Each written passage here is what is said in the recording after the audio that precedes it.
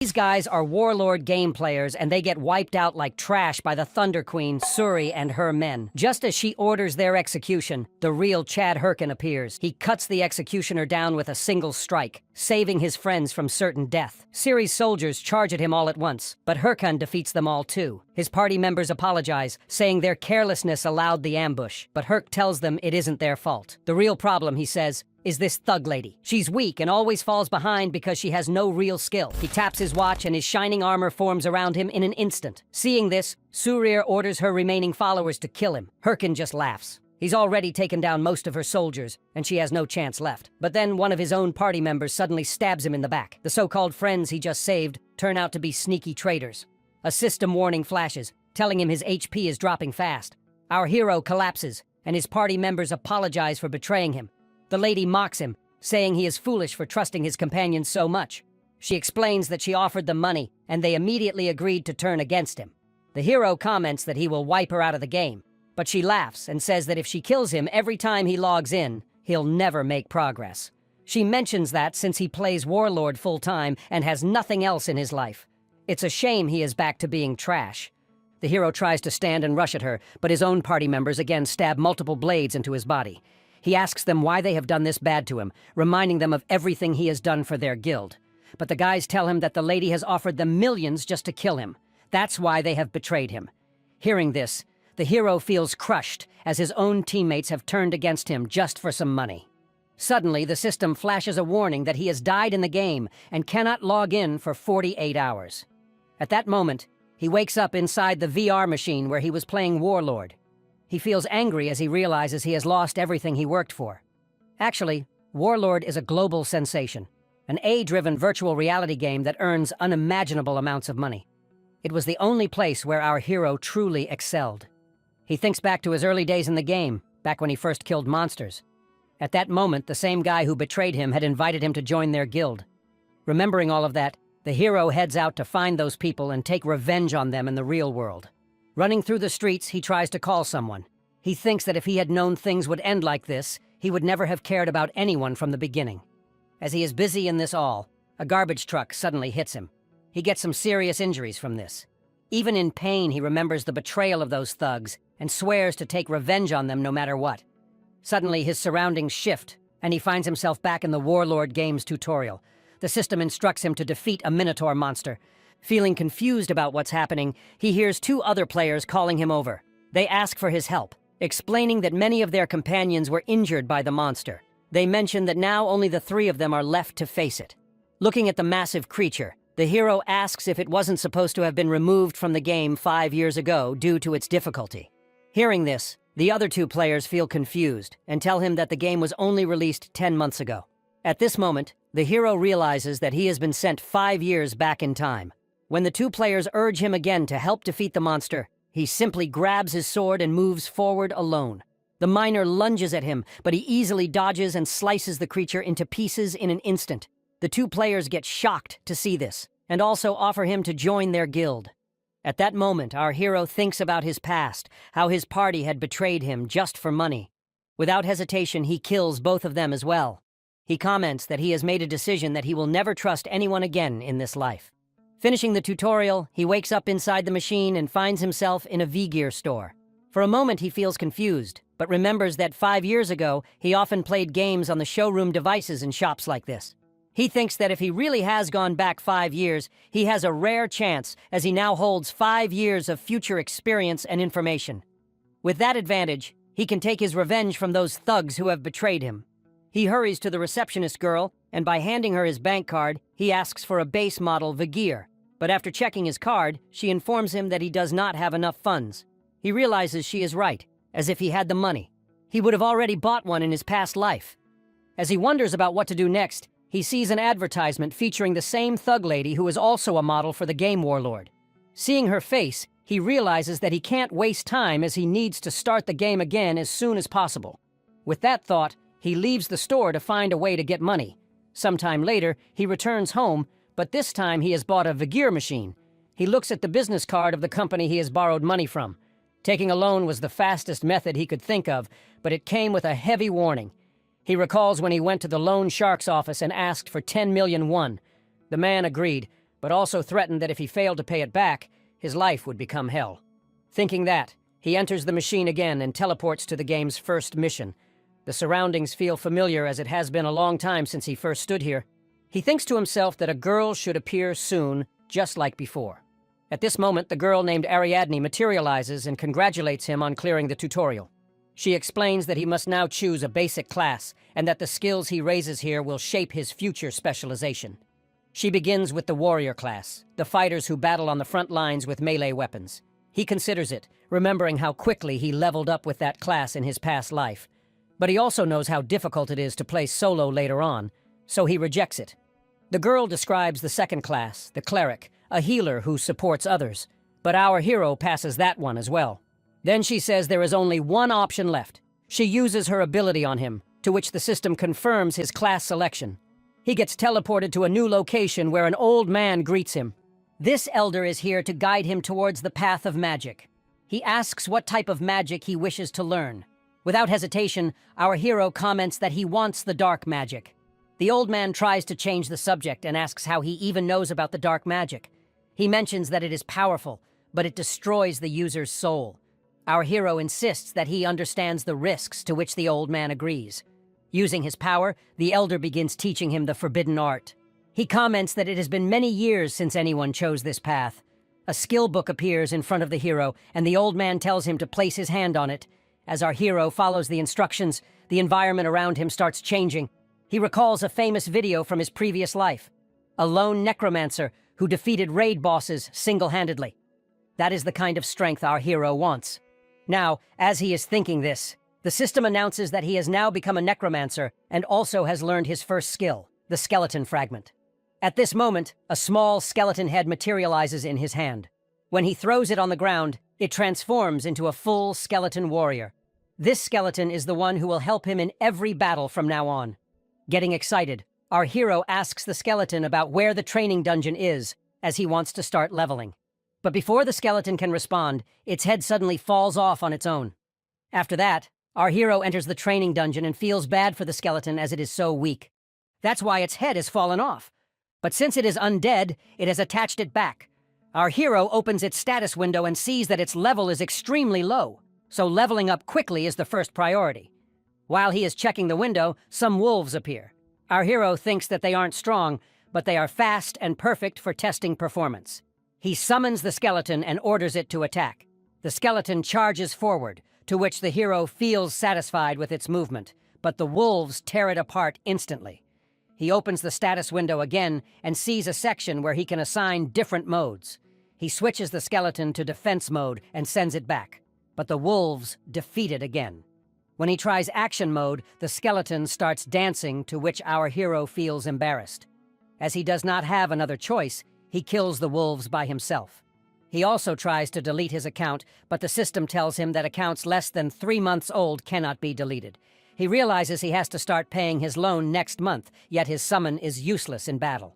As he worries, he notices another detail in the status window, that the summoned creature has a deep learning system and can learn from combat. He understands that the skeleton saw him kill the wolves and is now learning from observation. He hands it a stick, deciding to train it, just like he once trained his guild members. He tells the skeleton to remember one rule in combat, that if it can't dodge, it will die. He punches at it to make it dodge, but the skeleton stands still and gets knocked down. He continues attacking slowly, explaining that it must not stay still when hit and must look for an opening to strike back. While he trains it, more wolves appear. But this time when they rush at the skeleton, it dodges their attacks smoothly and defeats them with the stick. Seeing this, our hero feels relieved. The system then announces that the skeleton's proficiency has increased and our hero's own level has risen as well. He then heads to the beginner village, Figus Castle, where many players gather. He thinks that with a few more days of training, he will be able to clear the whole dungeon alone. As he is thinking this, suddenly he bumps into a fatty guy. The man gets angry and demands an apology. The hero considers whether he should just kill him. But before anything happens, the fatty guy tries to punch him. At this moment, a strong man nearby stops him and warns him that he can't just hit anyone around. Seeing the man's physique and outfit, our hero recognizes him as Shev, the top-ranked warrior from his previous life. The fatty guy tells the strongest man to stay out of it, saying he will hit this boy back since he has hit him first. But when the strongest man releases a powerful aura, the fatty guy and his group get scared. They whisper that this man is the guildmaster of Red Bulls, one of the top 30 guilds, and someone famous for his love of fighting. Realizing who they are dealing with, they quickly escape from there. The leader then tells the hero not to mind people like them. But the hero simply walks away, saying he does not need help. As he leaves, he admits to himself that he was intimidated by this guy's strength. But he promises that the next time they meet, he himself will be a completely different person. He heads to a cave, thinking about the huge gap between himself and other powerful adventurers. He knows that if he wants revenge, he must become much stronger. While he is lost in thought, a tiger monster suddenly jumps at him. Before it can reach him, the skeleton appears and kills it instantly. His level rises to 10, but he feels frustrated that it took 3 whole days to reach this point. The system congratulates him and removes his beginner symbol. It also rewards him for completing the training dungeon. A war watch appears on his wrist, allowing him to check his abilities and other details about the game. When he opens his status window, the system tells him to distribute his status points. Instead of raising mana or intelligence like a normal necromancer, he puts all of the points into strength. While he is doing this, he notices the skeleton is crying. He tells it that raising mana or intelligence will not help much right now. If he increases his strength, he can pass down all the skills he has mastered at his peak. He orders the skeleton to keep focusing on training. He then heads to the Raiders Association at the Figus Castle branch. Many quests have appeared, and adventurers are fighting over them. He approaches a receptionist and says he wants a quest. The man explains that the remaining quests are difficult, which is why no one wants them, but the hero does not care about it and picks a quest from the table. This is the quest of clearing the cave at Bima Mountain for a reward of 10 gold. The receptionist asks if he is sure since the reward is low, but the hero knows something important, as if he clears this dull-looking quest before reaching level 15, he will earn a super rare title called Prospect. The title increases all stats by a percentage, making it extremely valuable. After that, he buys some equipment and heads to Bima Mountain. Because he spent most of his money on gear for the skeleton, he can only afford a cheap costume. It ends up making him look like a rabbit. Feeling embarrassed, he decides he will just speedrun the quest and buy proper clothes afterward. Without wasting time, he heads towards the cave. Meanwhile, a man named Multi is also on the same mountain for an adventure. While he is enjoying his raid, he suddenly hears someone calling for help, saying that his friend is seriously injured. When he goes closer, the man explains that a monster they had never seen before attacked them. The adventurer uses his war watch to offer a healing potion. But before he can react, another man from the group strikes him from behind. These men are actually thugs who trick adventurers and steal their items. After defeating the guy completely, they also steal his war watch. They then decide it's time to look for their next target. Inside the cave, the skeleton is fighting with wolves. When the wolves rush at him, the hero switches the skeleton to attack mode. With the sword the hero gave him, the skeleton cuts down the wolves instantly. The system informs the hero that he has gained a large amount of experience. He feels satisfied, thinking that with a sword, a pack of wolves is nothing to the skeleton. He plans to spend the reward points on buying better equipment for the skeleton, to which the skeleton becomes emotional. The hero then moves forward, saying they need to level up quickly to clear the area. Suddenly, an arrow hits the skeleton's head. The hero feels confused about who has fired it, but the skeleton is unharmed. The thugs step out and apologize, claiming they thought the skeleton was a monster from far away. The hero accepts their excuse, but he recognizes them immediately. They wear multiple war watches, and there is blood on their weapons and clothes. Our hero tells them that if they want to compensate him, they should give him a mana potion. The thugs say they have no potions, but offer to help him level up by killing monsters together. While they talk, more wolves appear. The senior thug quietly asks his group if they remember the plan, to which they confirm. Actually, their plan is simple.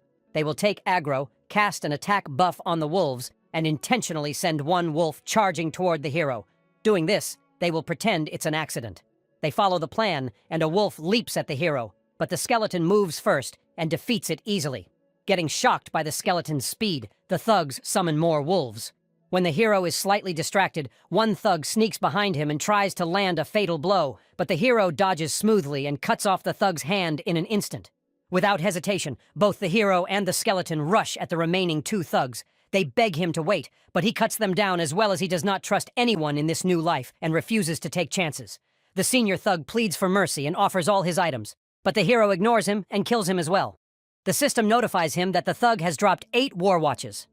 Our hero gets amazed, thinking he can make great use of them and will finally buy proper clothes.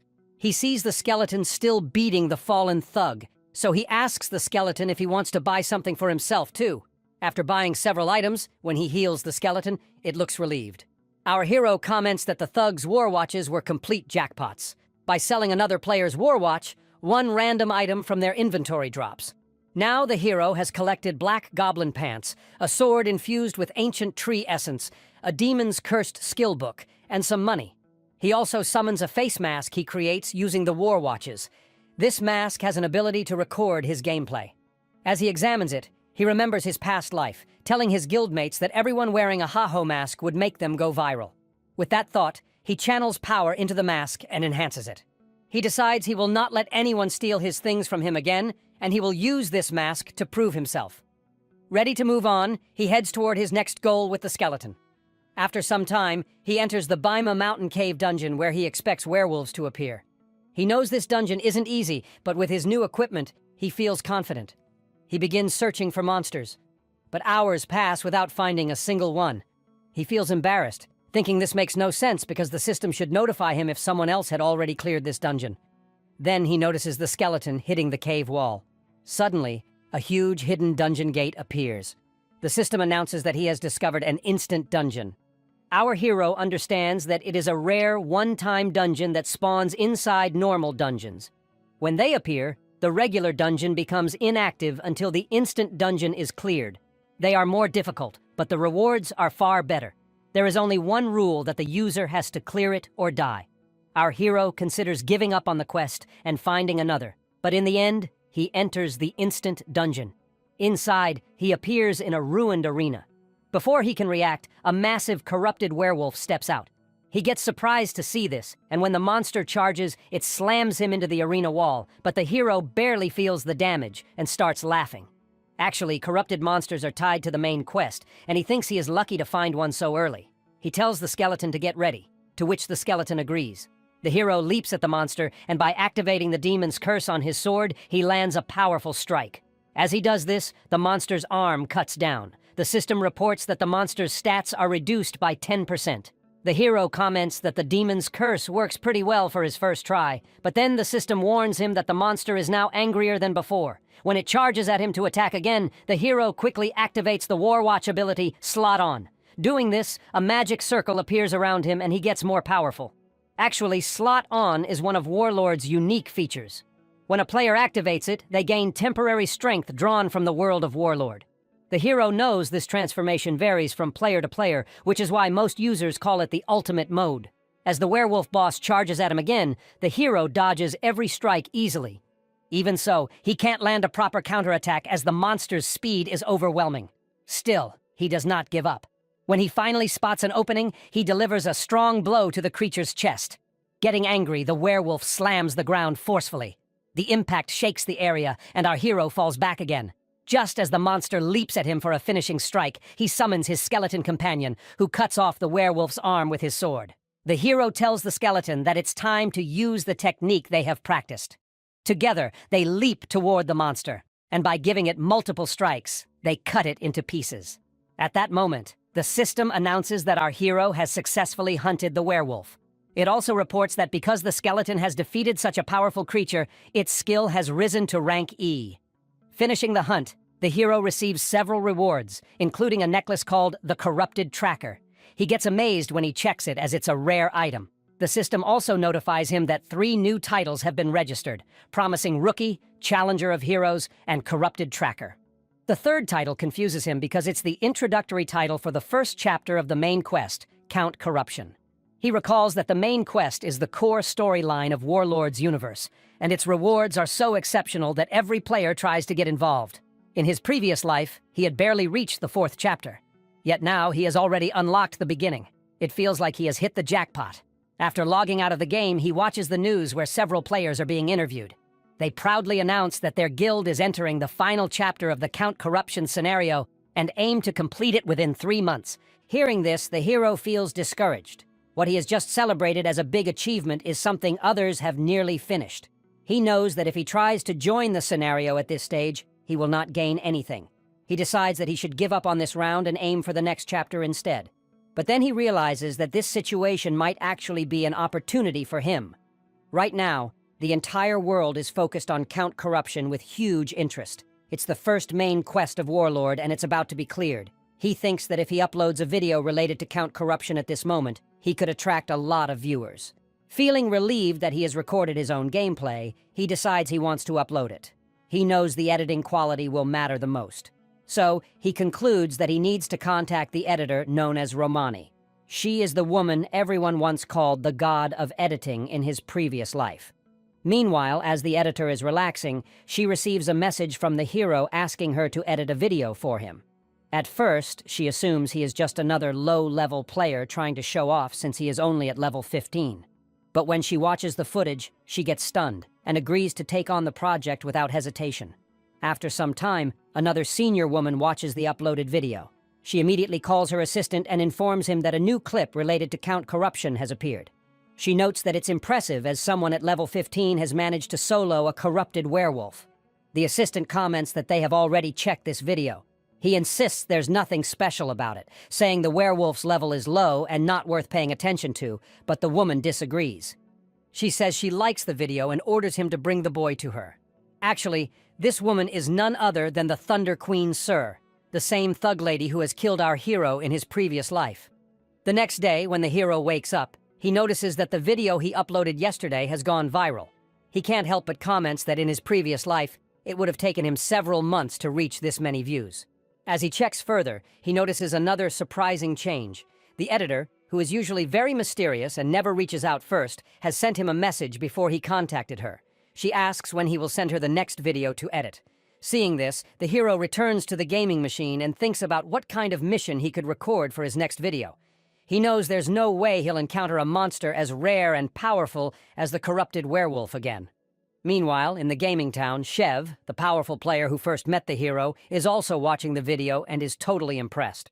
As he is focused on it, his team member, a red-haired girl named Yell, approaches him. He tells her that he is watching a video of a boy who has been very popular nowadays. She does not feel interested in it, but the guy explains that the game is so realistic that it feels like they're moving in real life. This is why new players tend to be cautious and timid with their movements when they first start. He comments that the way the boy has trained his skeleton companion is on a completely different level compared to other necromancers. As he talks about the hero, the red-haired girl reminds him to address his own team because they are about to enter the game in 5 minutes. She tells him he needs to give a strong performance during today's live stream because over 200,000 people bought live tickets just to watch him as he is the leader of Red Bulls and the player ranked 9th in Warlord. The leader gathers his team. As the dungeon gate opens, they prepare themselves and step into the dungeon to hunt. Meanwhile, the hero visits the Raiders Association at the Figus Castle branch, but he feels disappointed because there are no quests available. At this moment, an old man approaches him, recognizing him as the adventurer who has cleared the cave of Bema Mountain Dungeon. The old man introduces himself and pulls the hero aside. He explains that he knows the hero encountered a mutant in the cave and suspects it is a monster that has been affected by the power of the Corrupt One. He mentions that they have not yet figured out exactly who is behind it, but it is clear that their power is causing monsters to go on a rampage, and many adventurers have already fallen victim. When he comments that this is why a bounty has been placed on the culprit's head, the hero immediately offers to assist, promising to give everything he has to capture the evil figure. At first, the old man hesitates, but when the hero insists on taking on the hidden quest, he finally agrees. He tells the hero about a person named Ahimri at Bangsu Castle who can teach him. He assures the hero that he will provide a letter of recommendation, and all the hero needs to do is deliver it. Taking the letter, our hero leaves the association. He feels excited as not only has he received a quest to deliver the letter, but he also has the chance to become a student of Ahimri. He knows that the guy is an NPC, one of the 7 disciples of the great mage Bokahan. All mages want to meet him because he provides the rarest skill books. While thinking about the new quest, he suddenly remembers a task he needs to complete before starting. He heads to the forest and summons his skeleton companion. He comments that he has not checked his rewards from the last battle yet. From his system, he pulls out the werewolf's skull and uses it to strengthen the skeleton. Next, he retrieves the necklace of the corrupted tracker from the system. When he equips it himself, his own status rises significantly. He then tosses 2 small skeleton heads onto the ground. Doing this, 2 more skeletons are born to serve as his companions. He addresses them that from now on, the 3 of them will fight together as a unit. Saying that, they head toward their next target. The hero encounters a level 25 bear monster that charges at him to attack, but he dodges its strike easily. He orders one of his skeletons to attack, but the bear swaps it aside. Feeling embarrassed, the hero instructs the skeletons to approach from the blind spot, hoping for a better strategy. However, the second skeleton leaps straight at the bear from the front and is thrown aside just like the first one. The hero feels angry as he watches his companion's reckless movements. When the third skeleton jumps on the bear, our hero feels hope, thinking this one might succeed. But to his surprise, the bear also strikes it away. Realizing the situation, the hero defeats the bear on his own. Doing this, he explains to his skeletons that when monsters focus on an attack, they instinctively face the source. So it's essential to strike from the blind spot. As he teaches them, he reflects on how useful the necklace of the corrupted tracker has become. His skill rank has increased, allowing him to summon 3 skeletons at once, which is a major improvement. Yet, he also notices a problem. While each skeleton can share what he teaches one of them, they have no experience fighting together. They have not learned coordination, so they still struggle to act as a cohesive unit. Despite his guidance, he notes that he himself has finally reached level 20, just as he had hoped. He realizes that he probably will not be making any fighting videos for a while. He orders the skeletons to follow him, planning to train all the way to Bangu Castle. Meanwhile, inside Bangu Castle, a large crowd is gathered. When a man emerges from the boss room, everyone swarms him, demanding to know what kind of quest he received. Observing this, the hero thinks to himself that he can find people like this anywhere. These are the people who make no effort themselves and only try to leech off the achievements of others. As he considers this, one of the men also asks him if he has any kind of quest. The hero ignores him and presents a letter of recommendation from the senior of Figus Castle to the guard. After checking it, the guard grants him the permission to enter the boss room. As the hero steps forward, the other men attempt to follow him as a group, but the guard blocks them. Thinking about what reward the boss of Bangsu Castle might give him, the hero steps into the room, but he gets surprised to see countless skill books arranged everywhere. The boss asks him for his identity, to which the hero presents the recommendation letter. Reading through it, the boss hands him 2 skill books, Bone Armor and Madness Helm, as a reward. The hero gets surprised because both are rare and valuable. The boss then tells him that his current quest is complete and that he may leave. However, the hero pleads with him that he will do anything if given another quest. The boss agrees and assigns him a new task to retrieve an egg from a nest. The hero feels disappointed since there is no reward for this quest. Meanwhile, a knight enters the same town. Looking at him, everyone gets surprised as he wears exceptionally expensive gear. Scanning the area around, the knight remarks that this is the place where the boy known as Heiho Mask can be found. At this moment, the hero steps out of the boss room feeling like he has been scammed. He has expected a quest related to the main story, but instead he was given a simple task to retrieve an egg without any reward. As he is thinking this, a group of players suddenly surrounds him, demanding to know what quest he has received. As he is feeling confused about how to deal with them, suddenly the knight appears and pushes the crowd back. The knight then asks if the hero has a moment to talk. They move to a quiet street where the knight first apologizes for the trouble. He removes his helmet to reveal his face. From the expensive gear he wears, the hero guesses that this knight must be a ranker, though he does not recognize him. The knight asks if he is Heiho Mask. Noticing the situation, the hero decides to pretend as he does not know about Heiho Mask. He responds by asking who Heiho Mask is. The knight then inquires whether he has not received a quest from a Himri yet. The hero responds that he cannot share any information with the knight. With a fearful expression, he even grants permission to be killed if the knight wishes to fight. Observing his behavior, the knight apologizes for the misunderstanding, to which the hero quietly leaves. From behind, the knight's female companion approaches and comments that she does not believe the boy is the one they are searching for. She wonders if they should continue watching around a Himri. She comments that the Corrupt Count quest is nearly complete, and that even if someone discovered anything now, it would be too late to act.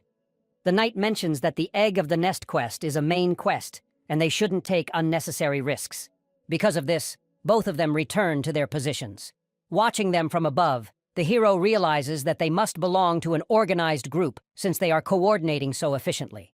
He also concludes that if they were part of an ordinary guild, They would have revealed their identities after explaining their intentions. This means that they are far from average. Afterward, the hero returns to the forest where his skeleton companions are training. He thinks to himself that one thing is certain. There is more to the nest egg quest than it seems. The hero realizes that the knight and his companion probably saw his video, which is why they knew he would receive a quest from a Himri. He thinks to himself that he has no idea what this quest truly involves, but if he continues, he is bound to keep running into them. He also notes that if he wants to avoid them, he has to stop uploading any videos for a while. He wonders why so many chaotic people keep interfering in his life, as dealing with the thug lady alone is already more than enough. Meanwhile, the thug lady emerges from the gaming machine. Her female assistant hands her some water and asks how the guild entrance exam went. The thug lady comments that all the participants were trash. She asks if there are any updates on Heiho Mask. The assistant replies that the boy seems to have joined another guild as he has not responded yet. Hearing this, the thug lady feels angry and instructs her assistant to report back once she knows for certain. She then asks about the president's response, to which the assistant says he has not commented yet. The thug lady remarks that he remains silent because the warlord is performing exceptionally well. She changes her clothes and remarks that he had once tried to forcefully arrange a marriage when she first mentioned playing this game. She then orders her assistant to gather a new set of applicants and report back by tomorrow morning. Hearing this, the assistant gets stunned. Meanwhile, the hero makes his way to the lizard swamp, reasoning that since a Himri is currently at Bangsu Castle, the quest must be somewhere nearby. Considering the task involves finding an egg, he narrows the possibilities to a bird, reptile, or insect-type monster. With his current level in mind, the lizard swamp is the only suitable location. He summons his skeletons and notes that the monsters here are high level, so he should probably use the enhancement skill he learned last time. Activating the Madness Helm skill on the skeletons, they grow stronger than before. Even though they have horns on their heads, the hero decides they need to test their new power. So he orders them to attack him first. As one of the skeletons leaps at him to attack, the hero quickly punches its head away. He feels bad as his companion has screamed at him. While he is assessing the situation, a group of lizard man monsters emerges from the swamp. He orders his skeletons to take them down. The skeletons follow the instructions and defeat 3 monsters instantly.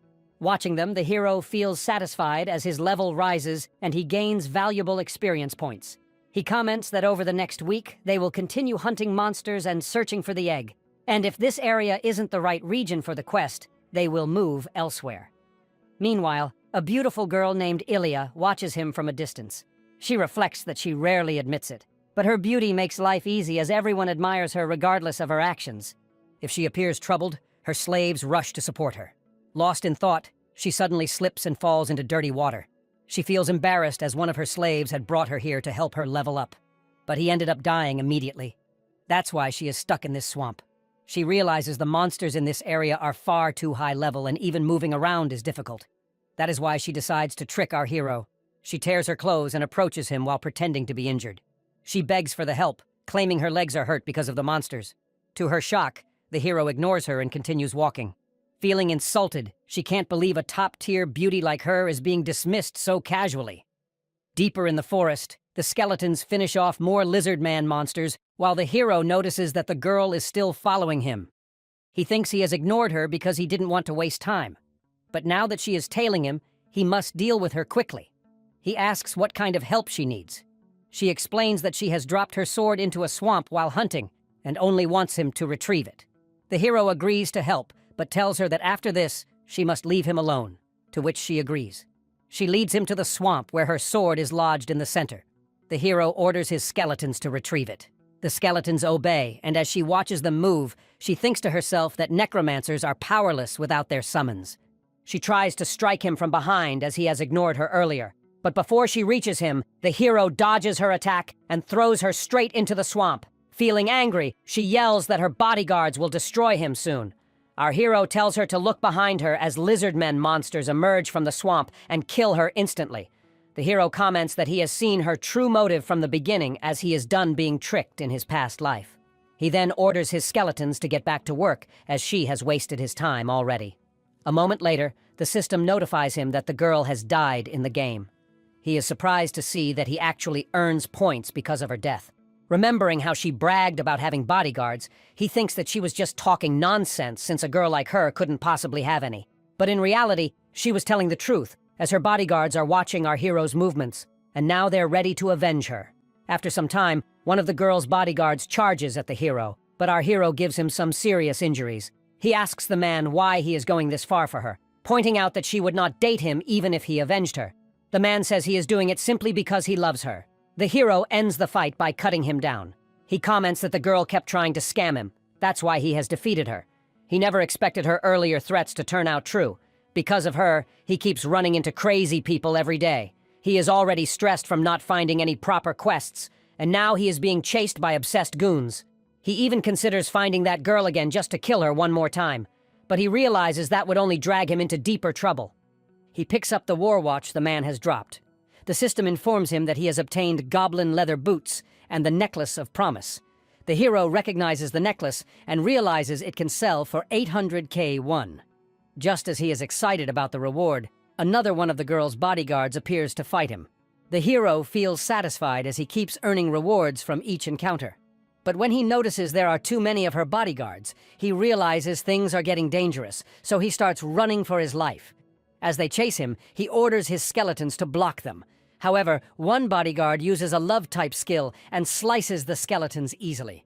Seeing this, the hero gets stunned and realizes these men are higher level than him, and there are too many to fight head-on. He keeps running until he reaches a deep forest. The area looks different from the rest of the region, and he notices a strange black swamp he has never seen before, even after days of searching. Looking at it all, he gets an idea about how he can defeat those bodyguards. A little later, the bodyguards arrive at the swamp. In the center, several skeletons are dancing around. This is the trap the hero set for them. The bodyguards get angry and assume the boy is mocking them with this display. One man leaps toward the skeletons to attack. But before he lands a blow, a massive dragon lizard bursts out of the swamp and kills the guy instantly. Seeing this, the others get totally shocked. At this moment, the hero hides behind the trees and feels excited as he realizes the nest belongs to a dragon lizard. It's a boss monster with overwhelming defense, health, and attack. So powerful that a party of 20 players averaging level 40 would barely manage to take it down. He recalls hearing that the dragon lizard raid was completed some time ago, meaning this monster normally would not be here. But he knows that if a player with a related quest enters the area, the monster will respawn. He concludes that since the dragon lizard is here, this must be where Ahimri's quest takes place. He feels bad as he wasn't expecting the boss to send him to fight such a creature, but now he has the chance to gather strong teammates, so it should be manageable. As the bodyguards start to retreat, the hero declares that they will not be leaving so easily. He activates the Madness Helm mode on his skeletons and sends them to block the bodyguard's path. At that moment, the dragon lizard kills another bodyguard, to which the others panic. Seeing the distraction, the hero gets the opportunity and moves toward the nest to steal the egg. When he reaches the huge nest, he gets surprised to notice that there are no eggs there. After searching carefully, he discovers an egg-shaped stone. As he examines it, the system notifies him that his skeleton warriors have been destroyed. Realizing the dragon lizard is returning, he understands he must leave immediately. As the monster comes back, the hero manages to escape. He concludes that he has no choice but to bring this egg-shaped stone to the boss, since searching the nest further would be far too dangerous. He returns to the injured bodyguards and takes their war watches. He remarks that Warlord is such an interesting game full of strange people, because players have so much freedom. When one of the bodyguards gets angry, the hero explains that he has only been playing along with them as a joke, but he has limits. He warns them that if they chase him again, he will not go easy on them. With that, he leaves, thinking that if they pursue him, despite the warning, it will be a full-scale war. After some time, he reaches the boss of Bangu Castle and hands over the egg-shaped stone he retrieved from the nest. He hopes it's the correct item, as he does not want to search the map again. The boss examines the stone carefully and confirms that it is exactly what he was looking for. The hero gets amazed, and the boss comments that he didn't expect someone like him to succeed so quickly. The hero replies that he gave it his all and asks if he can receive the next quest immediately. The boss then asks if the hero knows what the item is. He explains that whenever they researched areas with mutated monsters, this object was always present, so they have temporarily named it the Corruption Stone. The hero realizes that this is why the knight had been chasing him. He understands that the Corruption Stone is a key item tied to the main quest, and that the knight wanted to prevent anyone else from obtaining it, as it could affect the flow of the storyline later. He reflects that he had thought the quest was a scam, but never imagined it would connect directly to the main quest. The boss admits that he knew this quest would be overwhelming for the hero, but they are also facing a powerful being. He needs to test the hero's willpower and asks if he is ready to fight against corruption. The hero recognizes that being involved in the main quest is a once-in-a-lifetime opportunity. He gets ready to devote his body and soul to the task. However, the boss points out that the hero must have seen how strong the monsters are, and that such a dangerous quest isn't suitable for a beginner like him. However, the boss tells him that if he asks respectfully, he will accept him as a disciple. The hero agrees, and as he steps out of the room, the system notifies him that he has completed the Egg of the Nest quest and earned the title, a Hymns Disciple. It also informs him that he must return to the boss after reaching level 40. The hero feels bad thinking the boss is such a scammer. Meanwhile, a group of players stands at the dragon lizard's lair, and they have successfully defeated the boss. As they celebrate, the guild senior approaches the knight who first met the hero in town and thanks him for his assistance in taking down the dragon lizard. The senior explains that without the knight's help, they would have likely died. They are grateful that he ensured the raid ended safely. He mentions that he was surprised to hear there were paid helpers for boss raids, which is why he called the knight. When the senior hands him some money, the knight comments that this isn't the promised payment. The senior insists that he at least take the payment, but the knight refuses. He says that if they are serious about it, he will claim every item from the nest as promised. He thinks he is lucky as he never expected an opportunity to get the corruption stone. He recalls that when he first heard the dragon lizard had respawned, he worried that Heiho Mask might already be working on the quest. But since the dragon lizard is still alive, the boy must have failed to complete it. The knight resolves that all he has to do now is take the corruption stone and prevent Heiho Mask from finishing the quest. Yet when he searches the nest, he gets shocked as there is no corruption stone. Meanwhile, our hero sits comfortably at home. He reflects that all the days he spent struggling are finally over.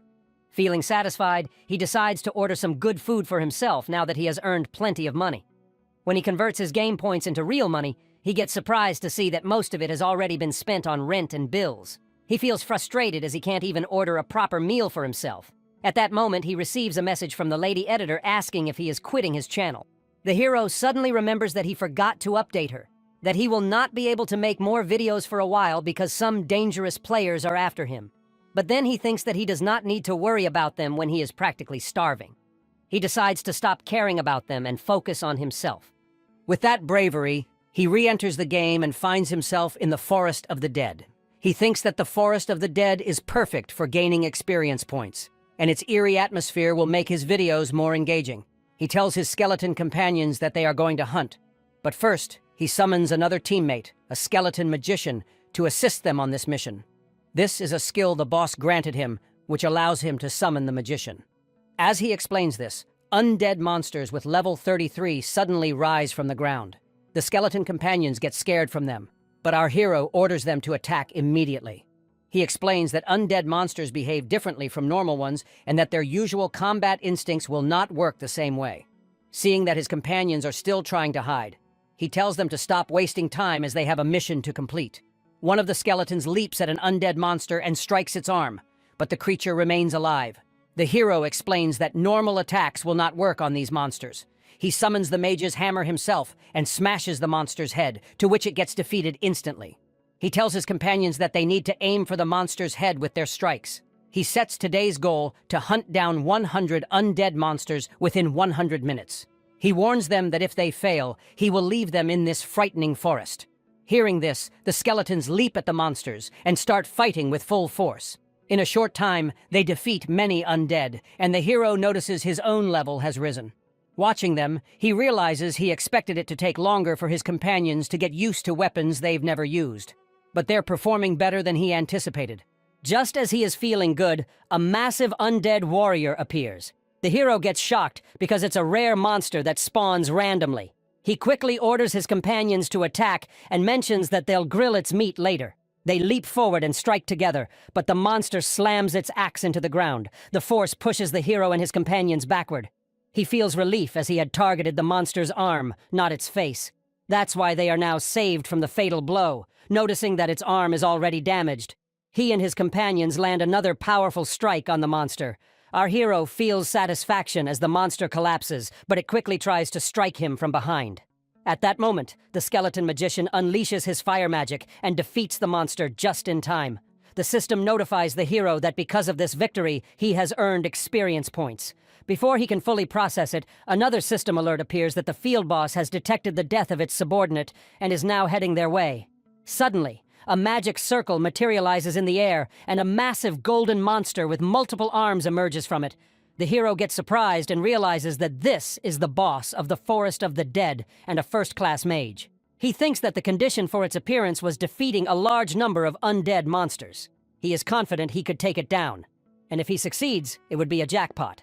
But when he looks around for his skeleton companions, they are gone. The system informs him that his mana is too low to summon them, and he himself has to face the boss alone. Noticing the situation, the hero activates the power of his War Watch, slot on, gaining additional abilities from the game. He leaps at the monster to strike, but the monster retaliates with multiple fire spells. He dodges swiftly, realizing that if he allows it to keep casting, he has no chance of winning. Analyzing the situation, he delivers a powerful blow to one of its hands and destroys it away. Some of the monster's spells vanish as they are linked to its hands. He understands that destroying all its hands is the key, but the system warns that the monster has grown angrier and is now unleashing a more powerful skill. Observing its movements, he gets surprised. When the monster launches a devastating attack, the hero falls back very badly. Feeling confused, he struggles to recall its patterns, knowing it has been years since he last faced this type of creature. As the monster strikes again with immense force, he decides to try everything he has. He dodges each attack, but finds there is no time to counterattack. He realizes he needs to find a blind spot. But before he can act, the monster suddenly grabs him with its hand. The hero does not panic, as he still has one hidden skill left, Demon's Curse. Activating it, he breaks free from the monster's grip and lands a devastating punch on its face. A powerful blast erupts, and the boss gets defeated instantly. The system notifies him that he has gained a large amount of experience points and earned the title Skeleton Destroyer. He feels relief at completing the task. Checking his status, he sees his level has risen to 36, and his mana is at 141. He notes it's relatively low, having invested only the bare minimum points. He reflects that until now his tiles and fast leveling have been enough to get by, but with more skills to manage, it will not suffice. He also boosted the strength of his skeleton companions, but it feels pointless now since they are gone. Thinking that, he decides that for now he will send a video of the raid to the lady editor and also aims to reach level 40. Meanwhile, when the lady editor finishes editing his video, she feels impressed by his performance. She remarks that he defeated a boss monster higher in level than himself without taking a single hit. Not only that, he has managed to pull off such stunts on the spot without any prior practice that proves he has a remarkable talent. Carefully choosing the most fitting title for the video, she uploads it to his channel. Meanwhile, the hero arrives at Bangsu Castle and announces to the boss that he has returned stronger. The boss gets stunned by his appearance as he looks like a beggar, but the hero simply demands the promised reward. The boss hands him a skill book called Osteology. Feeling surprised, the hero realizes it's a super rare necromancer skill impossible to find in the markets. With it, his mana cost for summoning skeletons is reduced by 10%, and he can summon one additional skeleton. Next, the boss presents his second reward, the Corrupted Tracker's Ring. He explains that he used the corrupted stone the hero brought so he could harness the power of the Corrupt One himself. The hero gets amazed, knowing this ring is only given to the first players who complete the main quest. But as he is going to take it, the boss suddenly challenges him that he will only give it if the hero can catch him. The hero agrees, and when the boss runs, he leaps at him with incredible speed. Moments later, he emerges from the castle wearing the ring as he has successfully caught the boss. He also receives a new quest from the boss to search for an agent named Migi at Suryu Castle. Realizing that the castle area is high level, he understands he needs to gain more experience before heading there. As he contemplates his plan, a message from the lady editor suddenly pops up. She tells him that she has uploaded his latest video to the channel and urges him to check the analytics for himself. When he opens it, he gets surprised as his video has already surpassed 2 million views. On top of that, he has received significant donations from multiple guilds. He is amazed at the thought that he can now afford any kind of delicious food he wants. Deciding to log out for the moment, he notices another massive donation, 10001 from the Thunder Hunter Guild, accompanied by a message inviting him to join.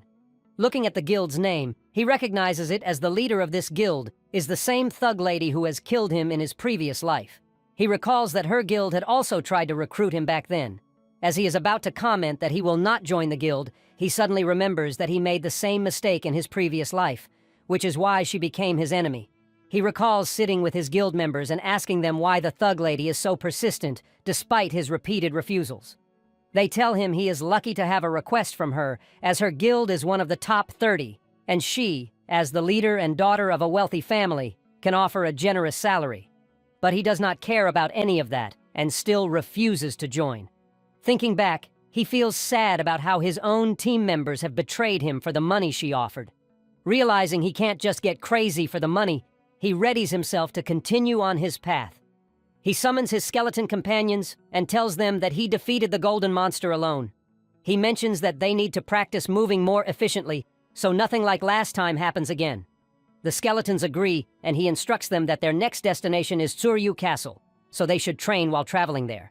He pulls a stick from his inventory and gives his skeletons a clear order: run to the castle, and if any of them fall behind, he will punish them. Hearing this, the skeletons run forward quickly. Meanwhile, as the thug lady has defeated several monsters on her own, her companion named Hatch comes there. She asks him about the progress on the corrupted count, and he admits they still have not found any clues for the next quest. She remarks that they can't allow the Hydra Guild to claim the main quest line before them. He reassures her that they will figure it out soon as they are preparing to attend the meeting with the leaders of all the top 30 guilds. But she comments that a meeting with losers like them is unlikely to be useful. Saying that, she heads off to attend the meeting with those guild seniors. Meanwhile, the hero reflects on how he has spent the money he earned. First, he has paid off all his debts. Then he bought several rare skill books, and now his balance is back at zero. Sitting with his skeletons, he begins learning the skills from the books. He places his hand on one of them, and the system notifies him that he has acquired the skin grafting skill, which boosts his defense. To test it, he summons a skeleton horn from his inventory and applies it to himself for extra strength. Striking his hand with a sword, he gets amazed to see he suffers no injury. Next, he touches another book and gains the Curse of Sloth skill, which can slow a target's movements. Testing it, he casts the skill on a skeleton, to which it visibly slows down. Finally, he places his hand on the last book and learns the ability to summon a golem, the skill he wanted most and the hardest to obtain. As he activates it, a massive golem erupts from the ground, who is also our hero's companion from now on. The hero remarks that a necromancer is nothing without golems, and this one is incredibly powerful. On top of that, it has a copy mode, meaning it will mimic whatever action the hero performs. Testing it, he punches the air and notices the golem does not respond immediately. At first, he wonders if it's an error, but a moment later, the golem punches in the air too. He realizes the golem is simply slow as it repeats actions a few seconds after he performs them. Meanwhile, 4 people have gathered in the meeting room. First, a boy named Nurgle, leader of the Ares Guild, thanks everyone for attending. Shev, the powerful leader of the Red Bulls, is also present. The third is Berg, the leader of the Big Smile Guild, and fourth is the Thug Lady. Sir, one of them notes that while 29 leaders were invited, only 4 have shown up. The Red Bulls leader explains that the others simply will not appear. Ares' leader then begins the meeting, pointing out that the top 30 guilds of warlords are usually in fierce competition, so having this meeting is extremely rare. He explains that the Hydra Guild has discovered the identity of the corrupt count and is planning the final raid a month from now. The leader of the Red Bulls remarks that this is a serious problem, as none of the other guilds are even close to reaching that point. Big Smile's leader gets angry knowing that if Hydra claims the corrupt count, they will dominate all future main quests. At that moment, the Thug Lady tells them that if they're afraid, they can step aside. When Big Smile's leader tries to argue with her, the other 2 leaders stop both of them, warning that fighting among themselves now would give Hydra a clear advantage. The leader of the Ares Guild proposes that the 4 of them form a temporary team until the corrupt count quest line is complete. He mentions that they will share all information about the count, to which all of them agree. Later, as the Thug Lady takes a shower, she feels bad that her guild cannot even defeat the Chapter 1 boss alone and must rely on others. Yet, she knows there is nothing she can do for now. If Hydra secures the corrupt count, she will be powerless. She realizes that now is the time to lay low and wait for the right opportunity. She calls her assistant and orders to tell every guild member to keep watch on Hydra and report any movements immediately. Doing this, she declares that the corrupt count will be hers at any cost. Meanwhile, when the hero arrives at Suryu Castle, a senior informs him that he must go to Boaru Forest, where Agent Migi went missing. He instructs the hero to search the area thoroughly and look for any traces. The hero gets stunned and comments that the Boaru Forest is filled with level 70 monsters far above his current level. The senior explains that this is exactly why the task is assigned to him. He warns that declining the quest will cause him to lose the title of Corrupt Tracker. After that, the hero sits in the town and feels disappointed because of this all. He reviews the quest details and sees that he must find Agent Migi and take over the mission. If he refuses this dangerous quest, he will lose his title as Corrupt Tracker and be removed from the main quest line. He reflects that taking on quests far above his level has backfired. Normally, he would not have been able to complete them, yet somehow he managed and advanced to the next. Now he faces a quest meant for level 60 and above. As he contemplates his next move, he overhears a conversation. A man asks a female team member whether she thinks the Hydra Guild will complete the main quest line. He comments that if they do, they will be very famous.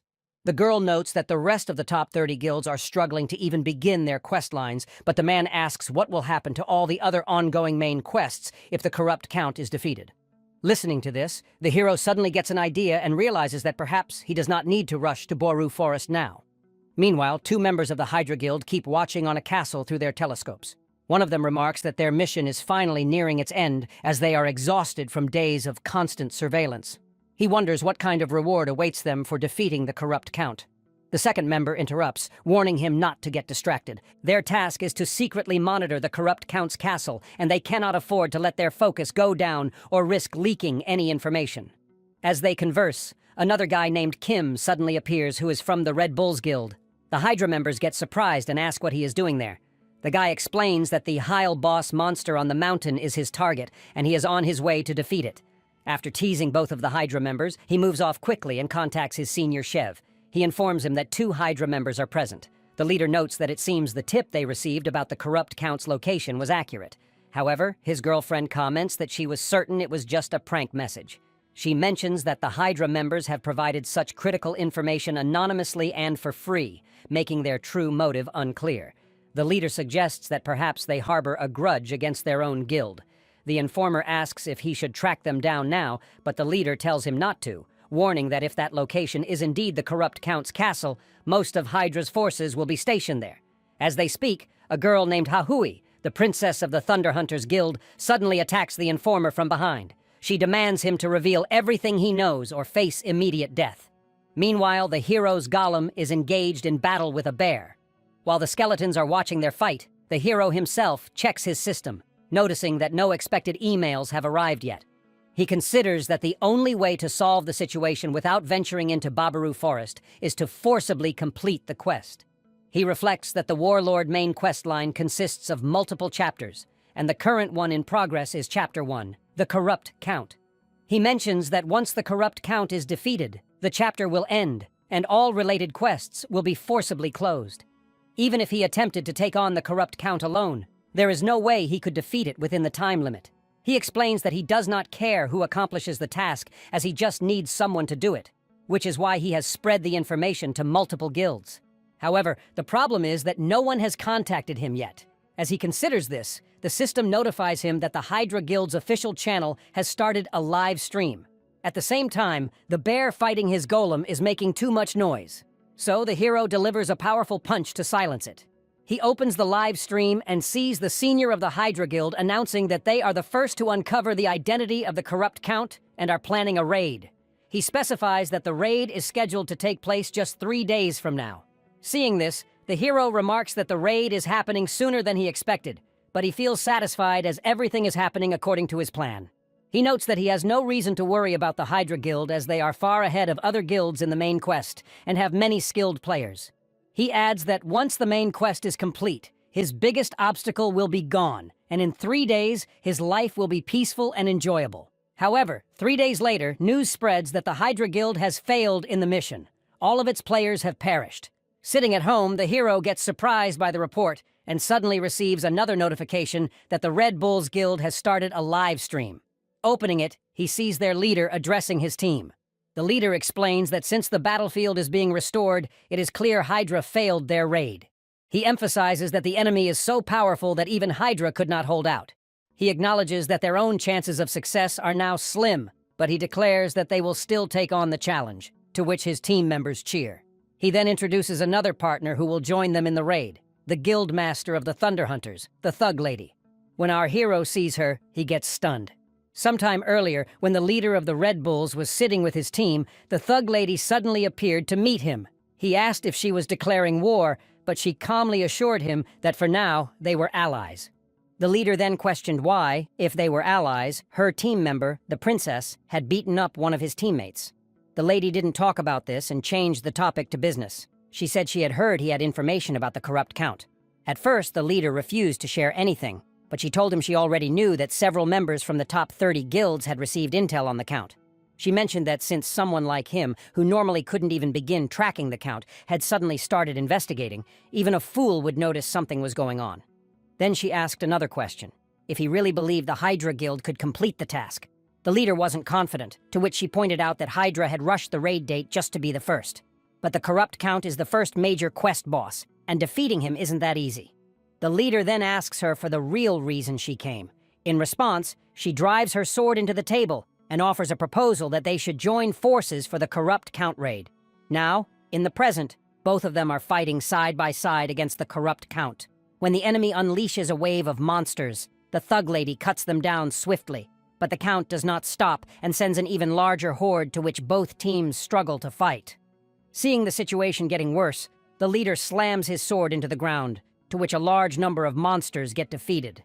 He shouts for the Thug Lady to go straight for the corrupt count, as he has now cleared a path for her. She leaps forward, and by dodging incoming attacks, she gets closer to the enemy, but the corrupt count inserts several spikes into her body. Seeing this, the leader gets worried, but she does not lose control. She cuts through every spike, and by delivering a powerful slash across the corrupt count's body, she cuts him into two pieces. When the hero realizes she has actually defeated the corrupt count, he gets shocked. Still, he feels relieved, as what matters is that the corrupt count is dead no matter who dealt the final blow. He states that this will be the last victory these guilds ever claim because in the end, he will be the one who truly comes out on top. After that, he heads to the Bulkas Mountains and happily runs across the open fields with his skeletons. But his excitement ends when a group of pig monsters suddenly starts chasing him. A few hours earlier, when he reached the area, he saw that the entrance was sealed with laser barriers. He knew he couldn't enter until a certain condition was met. However, he also knew that the Bulkas Mountains were the starting point of Chapter 2's main quest.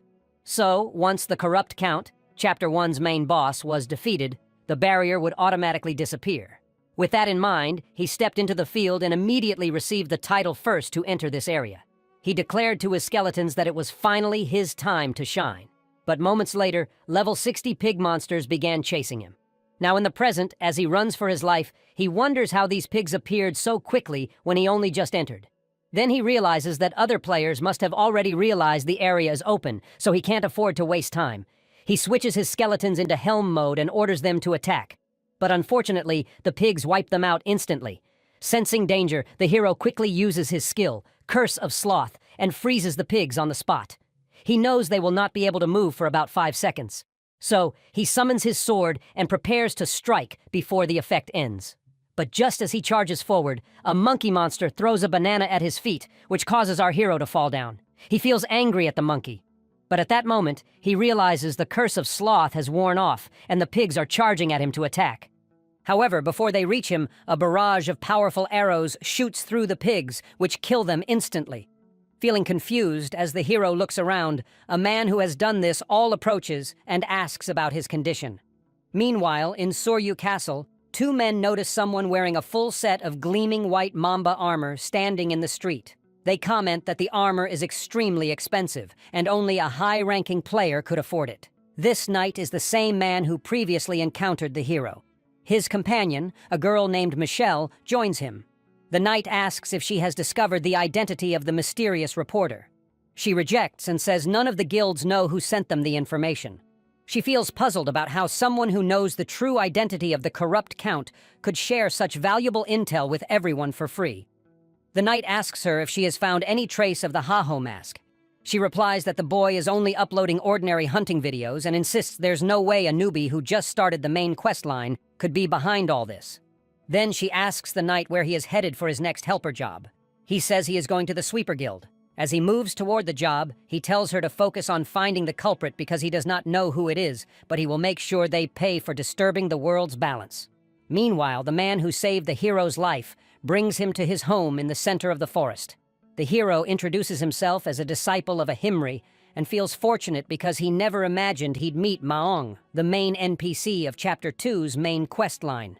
He recalls that this guy is skilled enough to have been the prince's swordsmanship instructor, but he was dismissed after an unfortunate incident. Later, he became the captain of the rangers guarding the Bulkas Mountains. Just as the hero feels excited about meeting him, the NPC warns him that he should leave soon since there's nothing here but monsters. The hero remarks that even though the corrupt count is dead, corrupted monsters are still roaming the area. He explains that he was tracing the source of the corruption and ended up here. He asks the NPC if he knows anything about it. The guy says he has someone in mind, but has no solid evidence yet. He then asks the hero if he would help him to gather the proof.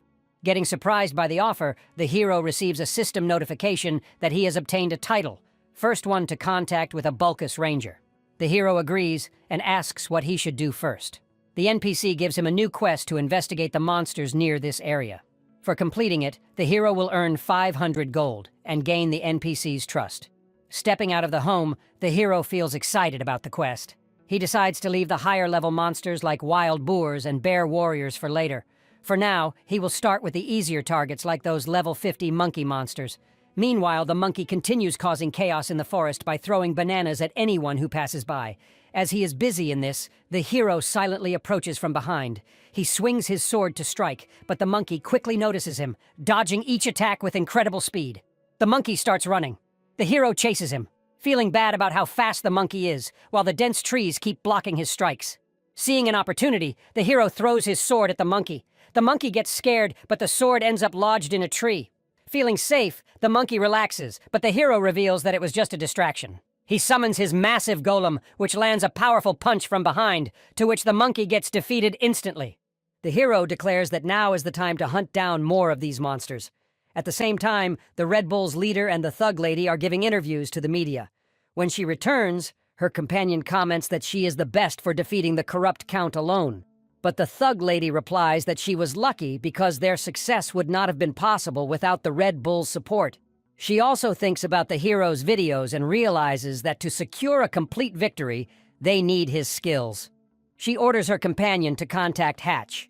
The girl questions why she wants to reach out to that loser, but the Thug Lady replies that there's something they need to hunt down.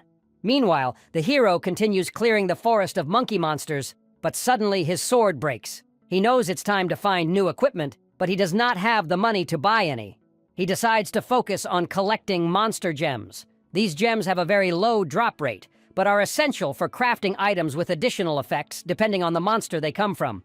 He knows the gems dropped by these monkeys are especially valuable for making gear. Thinking that, he tells his skeletons that from now on they will hunt every last monkey monster. But hours of effort and their hard work, nothing has dropped. The hero feels disappointed, but knows the hunt isn't over. As he focuses on this, another armored man suddenly appears and immediately recognizes him as Heiho Mask. Noticing the guy's expensive fire lizard gear and a massive orc sword, the hero understands that this guy must be at least level 70. The man introduces himself as Coyote, and by demonstrating some of his skills, he challenges our hero to an official duel. He brags that he has heard about the hero's popularity on social media and wants to defeat him to gain fame. The hero realizes that this guy is just an attention-seeking fool, so he moves back on his way, but the guy insists on the fight, offering 5,000 gold as a reward. Hearing the amount, our hero feels interested and agrees to the duel. The guy then thinks to himself that because of his talent, he is always the center of attention in any game he plays. But in Warlord, no one seems to notice him. One day, while in town, he overhears people talking about Heiho Mask, the boy who has become extremely popular on social media. Feeling embarrassed, Coyote rushes into the forest alone, frustrated that a lower-level player with mediocre gear is getting all the fame. As he is angry, he notices the same popular boy, our hero, completing tasks in the forest. An idea strikes him that if he records a video of himself defeating the boy, he could steal all the fame. Recalling that, He removes all his armor and gear, to which our hero feels confused. He explains that he wants the fight to be fair, claiming he knows the hero's sword is broken, so he is taking off his own equipment. Then he lunges at the hero with bare hands, but the hero effortlessly dodges every attack. As the guy notices that the hero isn't taking the fight seriously and is only defending himself, he activates his booster skill. He delivers a powerful punch that sends the hero crashing into a nearby tree. The hero gets surprised by the speed and force of the guy's movements. He realizes that Booster is a warrior-class skill that allows the user to accelerate their actions for a brief moment. He knows that with this skill, he has little chance of winning in a straight fight. As he stands up, the guy charges again to strike with the same boosted speed. Noticing the situation, the hero quickly throws dirt into the guy's eyes, to which the guy gets blinded for a moment. Seeing an opening, he kicks his legs, and by landing multiple blows, he throws him back. At that moment, the hero activates a skill he recently acquired using his earnings and enhances his combat abilities significantly. He leaps forward to attack, to which the guy realizes that a single hit from him now would be fatal, so he quickly accepts defeat and begs the hero to spare his life. The hero agrees but delivers a powerful punch to a nearby tree, to which the whole tree gets destroyed instantly. The hero remarks that having won the challenge, the guy must now pay the promised reward of 5,000 gold. The guy removes his helmet and praises the hero by acknowledging his strength and skill. He hands over the gold, and as a further gift, he offers his own orc sword. The hero gets surprised about this and asks why he would give such valuable items for free. The guy tells him to accept it as a token of his gratitude. He admits that in his pursuit of fame, he had neglected to actually grow stronger. He says the hero has made him realize his mistakes. He declares that he will consider the hero his own brother from now on. Understanding the guy's true motives, the hero kicks him back and orders his skeleton companions to subdue him. The skeletons follow the instructions and tie the guy to the tree. Doing this, the hero and his companions continue on their path. The hero marvels at the orc sword he now possesses, knowing he no longer needs to hunt the monkey monsters for better gear, but he still feels greedy and considers hunting more for potential rewards. However, his skeletons stop him and urge him to just focus on the next quest. After some time, the hero returns to the NPC who hands him the reward for completing the quest. The NPC notes that the hero has defeated 950 monkeys, 104 wolves, and 76 poison lizards. He remarks that the investigation has been progressing smoothly thanks to the hero's work. The NPC then briefs him on the next mission, warning that it will be especially dangerous. He points to a location on the map near the mountain peak. He explains that a bear warrior has appeared there. Bear warriors stand around 4 m tall and wear armor similar to human warriors. The NPC tells the hero that discovering where these monsters obtain their weapons could be key to uncovering the identity of the corrupt one. The hero understands that he is expected to defeat them and bring back one of their weapons. The NPC asks if the hero can handle the mission alone, as even rangers struggle against these monsters. But the hero assures him that he knows how to deal with them. Afterward, the hero enters the mountain area and tells his companions that it's time to make some upgrades. He opens his auction window in the system and purchases the skeleton snake set for himself. With the purchase, the hero's abilities increase significantly, though he spends a large portion of his money. He also buys several skill books with the remaining funds. He notes that he is still a bit below the bear warrior's level, but with this equipment and knowledge, he should be fine. While he is busy in this all, his skeletons ask him if he can buy something for them too. The hero agrees, but when he tries, he realizes he is out of money again. The skeletons feel disappointed, but the hero reassures them that once he earns more, he will get items for them as well. At that moment, he notices some pig monsters roaming nearby. He orders the skeletons to attack, knowing they can drop some gold. The skeletons leap forward and quickly defeat many of the pigs. After a while, only one pig remains, and the skeletons begin playing with it. The hero orders them to finish it quickly instead of wasting time. Suddenly, a laser strike kills the last pig. The hero wonders who could have done it. At this moment, 3 men appear and question why he is hunting in this area without permission. They introduce themselves as members of the Apollo Guild, commenting that they are the guild's strongest trio. However, our hero does not hear them, and by using his sword skill, he defeats the 3 of them instantly. Doing this, he continues forward on his journey. From behind, the trio feel angry. They immediately send a message to their guild leaders demanding revenge for being humiliated. When the leader receives the news, he also feels angry. He orders his subordinates to capture the boy at any cost. commenting that the hero will pay for his actions. Meanwhile, the hero arrives at the area where the bear warrior is known to appear. He glances at his skeleton companions and notices them making playful poses. He scolds them and reminds them of the seriousness of the mission. Today, they are tasked with hunting a bear warrior, a formidable level 70 monster with 3 distinct phases. He emphasizes the need for careful preparation and coordination. The hero explains that defeating this bear warrior will give them a significant advantage, potentially putting them ahead of the top 30 guilds in main quest progression. He makes it clear to his skeletons that there is no space for mistakes on this mission. As he describes the plan to his skeletons, a massive bear warrior suddenly emerges. The hero immediately prepares for the battle by activating his slot-on skill. Meanwhile, Hatch, a mage from the Thunder Hunters Guild, approaches the Bulkus Mountains. He hopes Heiho Mask is still in the area as he has watched his last video of the monkey monster raid. The mage feels frustrated with himself, as he is supposed to be an important player. Yet his seniors have sent him here to deal with a newbie. As he mutters to himself, a level 65 pig boss suddenly appears and charges at him to attack. The mage does not scare at all, and by using his fire magic, he kills the monster on the spot. Actually, he isn't just a normal mage. He is a rank 5 mage in Warlord and a valued member of the Thug Ladies Guild. Meanwhile, the hero stands in front of the huge bear warrior. He recalls that before his regression, he and his guild had attempted this raid 6 times and barely managed to defeat it. He knows that if he fails again, someone else might overtake him in the main quest. Observing the bear, he realizes that to land an effective hit, he must target the seams in its armor and strip its equipment. He instructs his skeletons to act only on his signal. Then he activates his new skill, Muscle Modification, which allows him to move quickly through the air. To his surprise, he struggles to control the skill's full power. At that moment, the bear destroys all of his skeletons. Seeing the danger, the hero activates his acceleration skill and lunges at the bear, attempting to push it down. When he collides with it, the bear does not get any injury and throws him away. Our hero realizes that he still cannot control the muscle modification skill properly. Despite the difficulty, he notices that he has managed to strip one side of the bear's armor.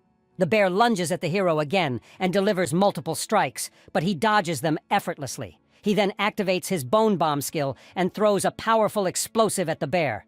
A huge blast happens there, but to his surprise, the beast is still alive. Realizing that direct attacks will not work, he changes his strategy. He summons his previously defeated skeletons, declaring that he will now fight like a proper necromancer. He also summons the golem, who immediately starts fighting with the bear.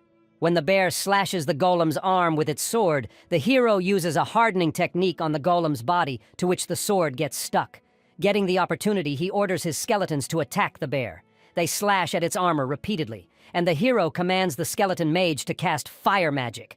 The mage unleashes a powerful spell on the bear, but the hero gets caught in the attack as the mage miscalculates his positioning.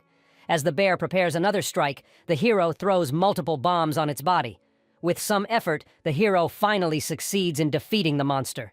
The system announces that he has gained experience points and earned a significant amount of gold. The hero feels good by thinking that the monster he just defeated was the one that had challenged the entire guild. Yet, he managed to solo it. He tells his skeletons that it's time to return to the NPC and begin the next quest. Meanwhile, in a tavern in Bulkustown, the mage from the Thug Ladies Guild sits alone. He feels bad as he has been combing the mountains for days, but Heiho Mask remains nowhere to be found. He worries that returning empty-handed to the guild will make the Thug Lady angrier, but he knows that searching the entire mountain alone is no simple task. Lost in thoughts, he gets stunned when he receives a call from the Thug Lady. She reassures him that he has done well so far and admits that she gave him too much to handle alone. To help him, she has sent Hahi, the princess of the guild, to assist him. Before he can react, the tavern wall explodes. As the princess arrives, the Thug Lady informs the mage that from now on, they will work together. The princess feels angry to see him and scolds him, as it's his fault she had to come all this way. Meanwhile, as the hero notices that Bulkus now has a town, he realizes that people have begun to understand this area is part of the main quest. Activating his speed skill, he moves quickly toward the NPC.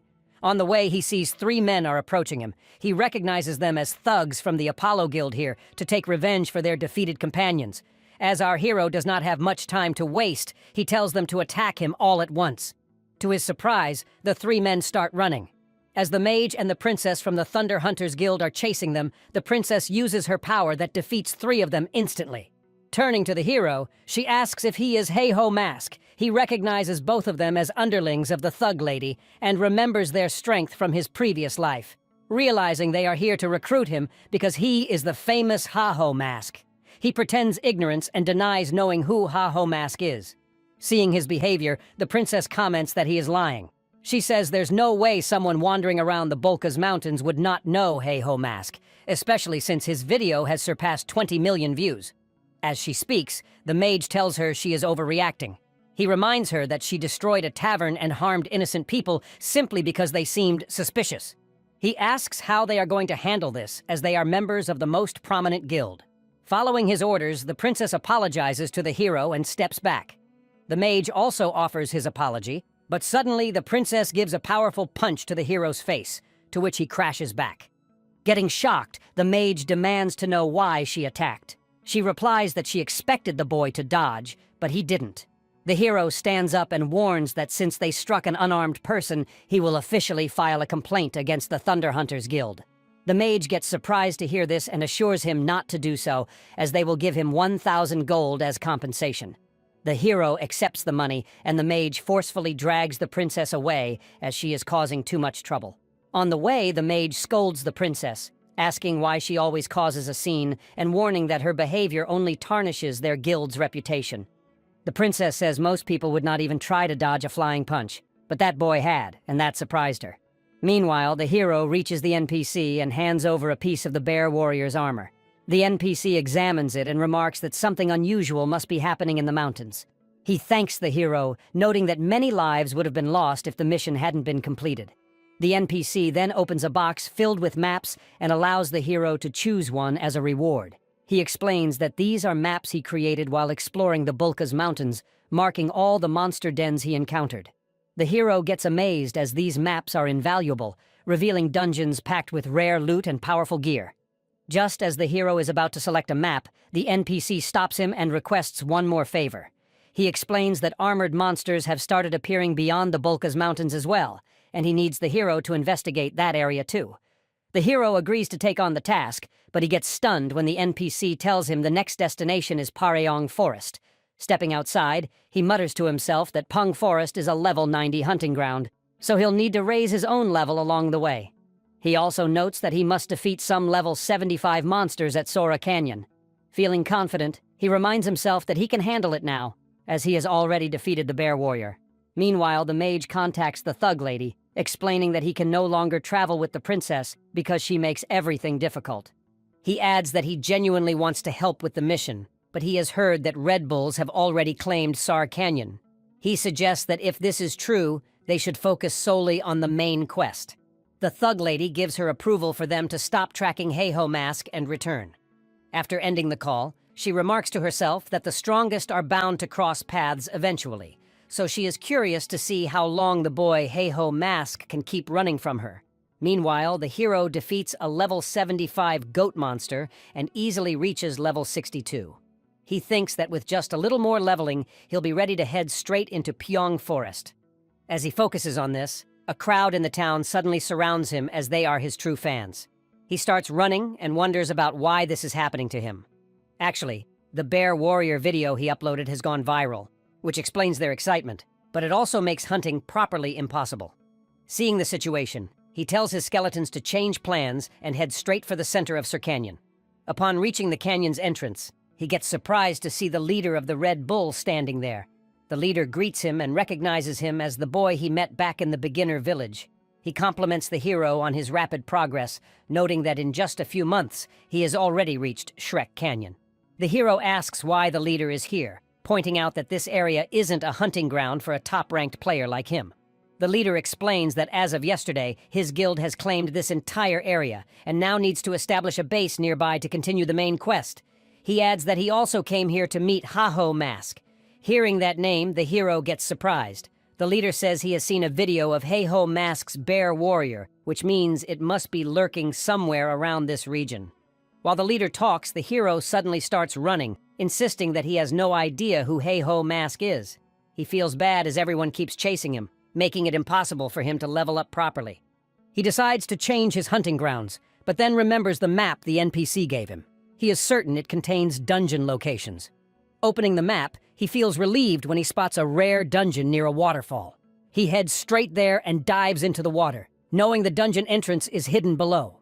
The system warns him that he has only 20 seconds to find the gate. He searches quickly, and just before time runs out, he manages to enter inside the dungeon successfully.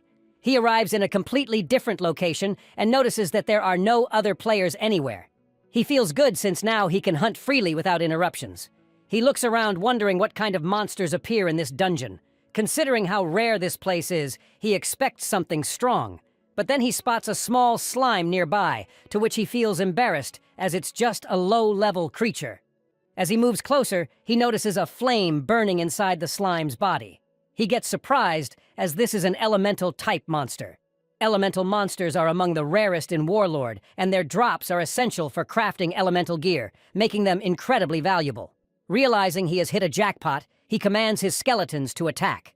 Before they can reach the slime, a level 70 salamander appears and throws a fire attack at the hero, but he dodges the flames swiftly. Noticing the situation getting worse, he activates the Madness Helm mode on one of his skeletons.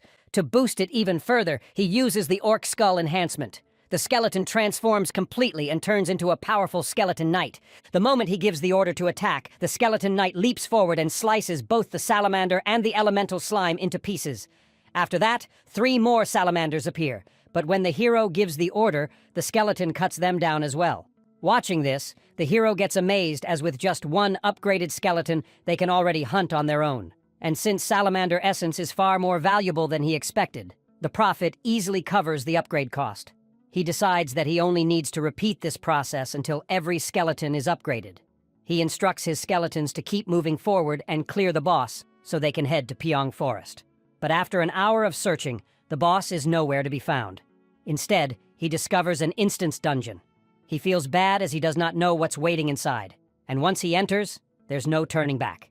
If he fails, he'll be locked out of the game for 2 days, more than enough time for either the Thunder Hunters or the Red Bulls to pull ahead in the main quest.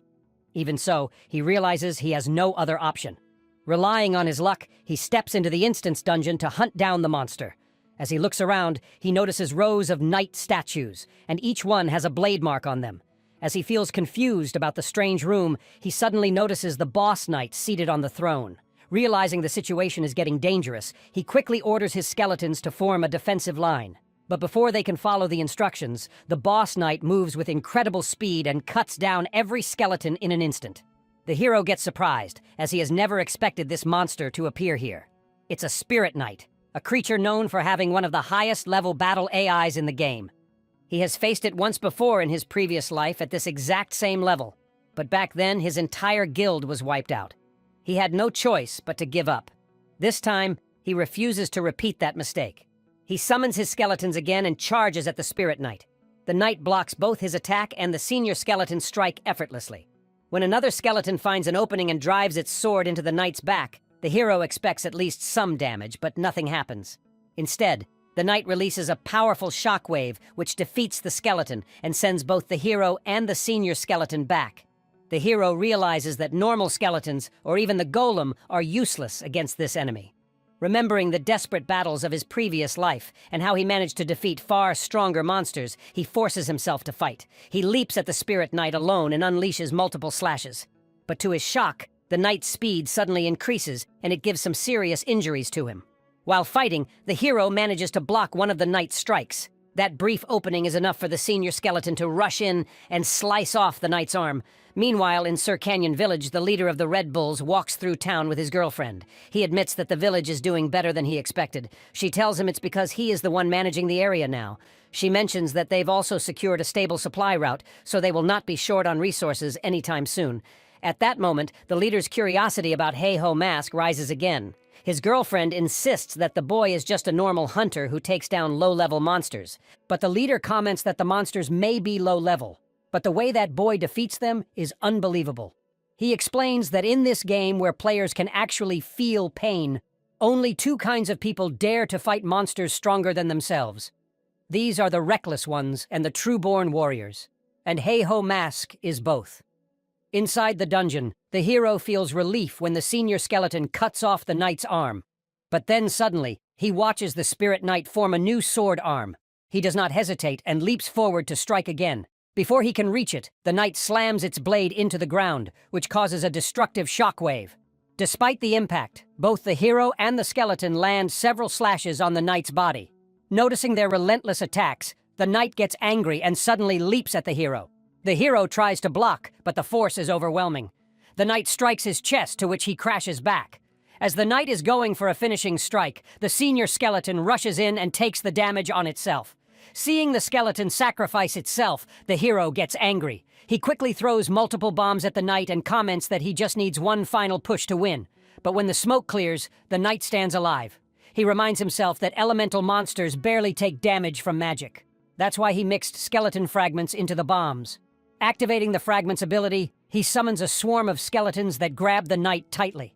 Seeing the opportunity, the hero leaps forward, and by delivering multiple powerful blows, he finally kills the Spirit Knight. Doing this, the hero earns many rewards and a lot of money. He summons his senior skeleton, who checks on the condition of the remaining skeletons. The hero praises them for their efforts, to which the skeletons also feel good. Still, he feels puzzled about why he is still in the dungeon after defeating the boss.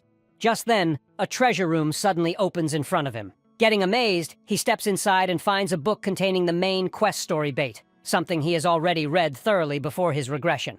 Feeling embarrassed about the reward, he prepares to leave. But a strange light erupts from the corner, signaling for another prize.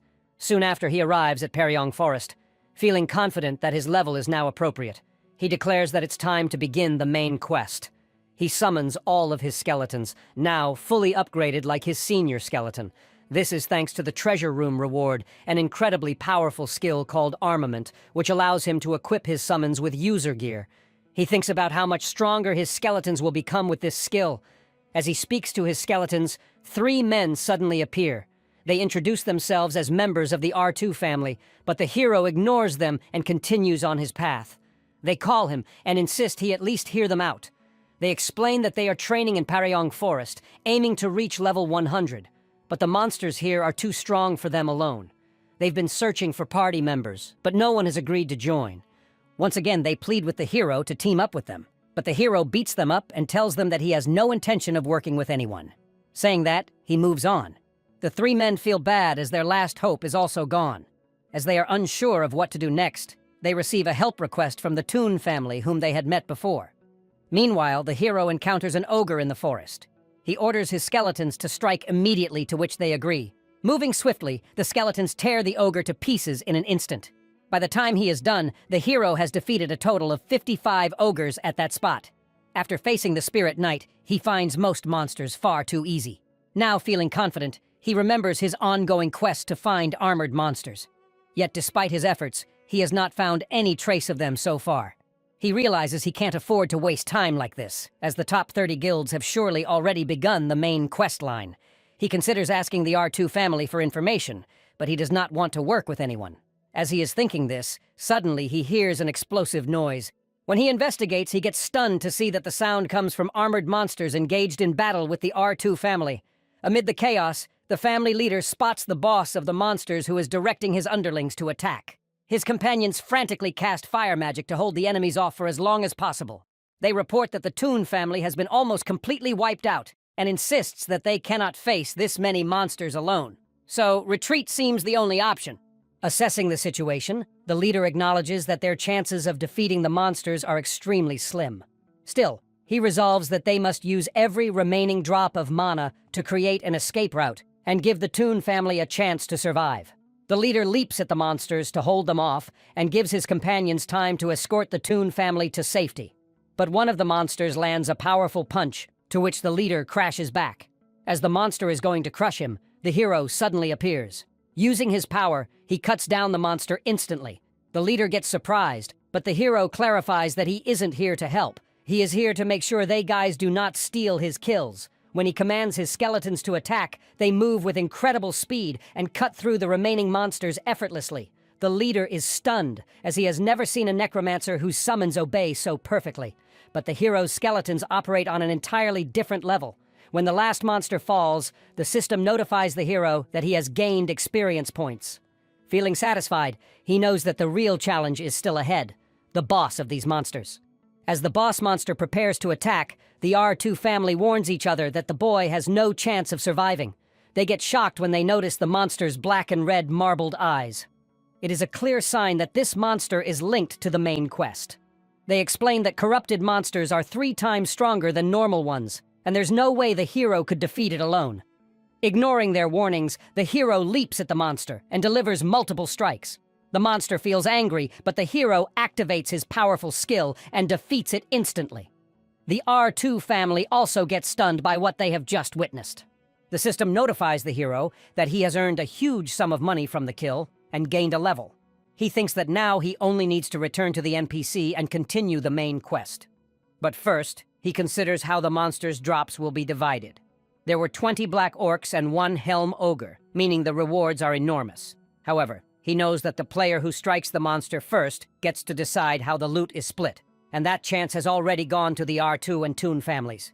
He recalls that while the families were struggling against the monsters, he had been watching them from a distance, but when he sensed the danger, he couldn't hold back and jumped into the fight on his own. As he reflects on this, the R2 family approaches him and thanks him for his unexpected help. They start taking pictures with him. The hero then asks if they plan to split the monster drops. Hearing this, the R2 leader asks the Tun family's senior member that if he wants any of the loot. The man is going to claim some, but the R2 leader comments that since Hey-Ho Mask handled everything, the best reward should go entirely to him. After that, the hero continues on his path and thinks about the R2 family's earlier offer to join them, but he has refused the offer once more. He realizes that playing with them might be fun, but if he did, he would never become the strongest version of himself. As he has to face the top 30 guilds alone, he orders his skeletons to move quickly because they have to finish this quest and advance to the next one. Meanwhile, elsewhere, the thug lady has successfully defeated the bear warrior. At that moment, her underlings, the princess and the mage, arrive. They report that they have 2 pieces of important news. First, 2 of the top 30 guilds, Triple Wing and Big Smile, have started a war. It began when a senior member of Big Smile clashed with a Triple Wing member during a raid. Since then, both guilds have poured massive resources into the conflict. Hearing this, the thug lady feels bad as a war at such a critical time in the main quest line is not good. Then the mage delivers the second piece of information that the boy, Hey-Ho Mask, has defeated the Helm Ogre. She gets surprised and realizes they need to accelerate their progress as well. She orders them to head to the NPC Ma Wong to pick up the next quests. Meanwhile, at Bangsu Castle, the hero meets with his boss, A. Himri, once again. The boss praises him for completing his mission flawlessly and mentions that the NPC has instructed him to reward the hero with a secret order ring. The hero feels embarrassed as everything has been going smoothly so far. He recalls visiting the NPC who first told him to join the secret order mission. Understanding the value of the ring, which grants significant stat boosts, he agrees to the boss's demand. The NPC then tells him that if he truly wants to join the secret order, he must return to his boss, a Himri. The hero gets stunned, but the NPC explains that the boss is also a member of the secret order and can grant him the emblem. Recalling that the hero stands on his hands with the boss's demand, as by doing this, he will receive the ring.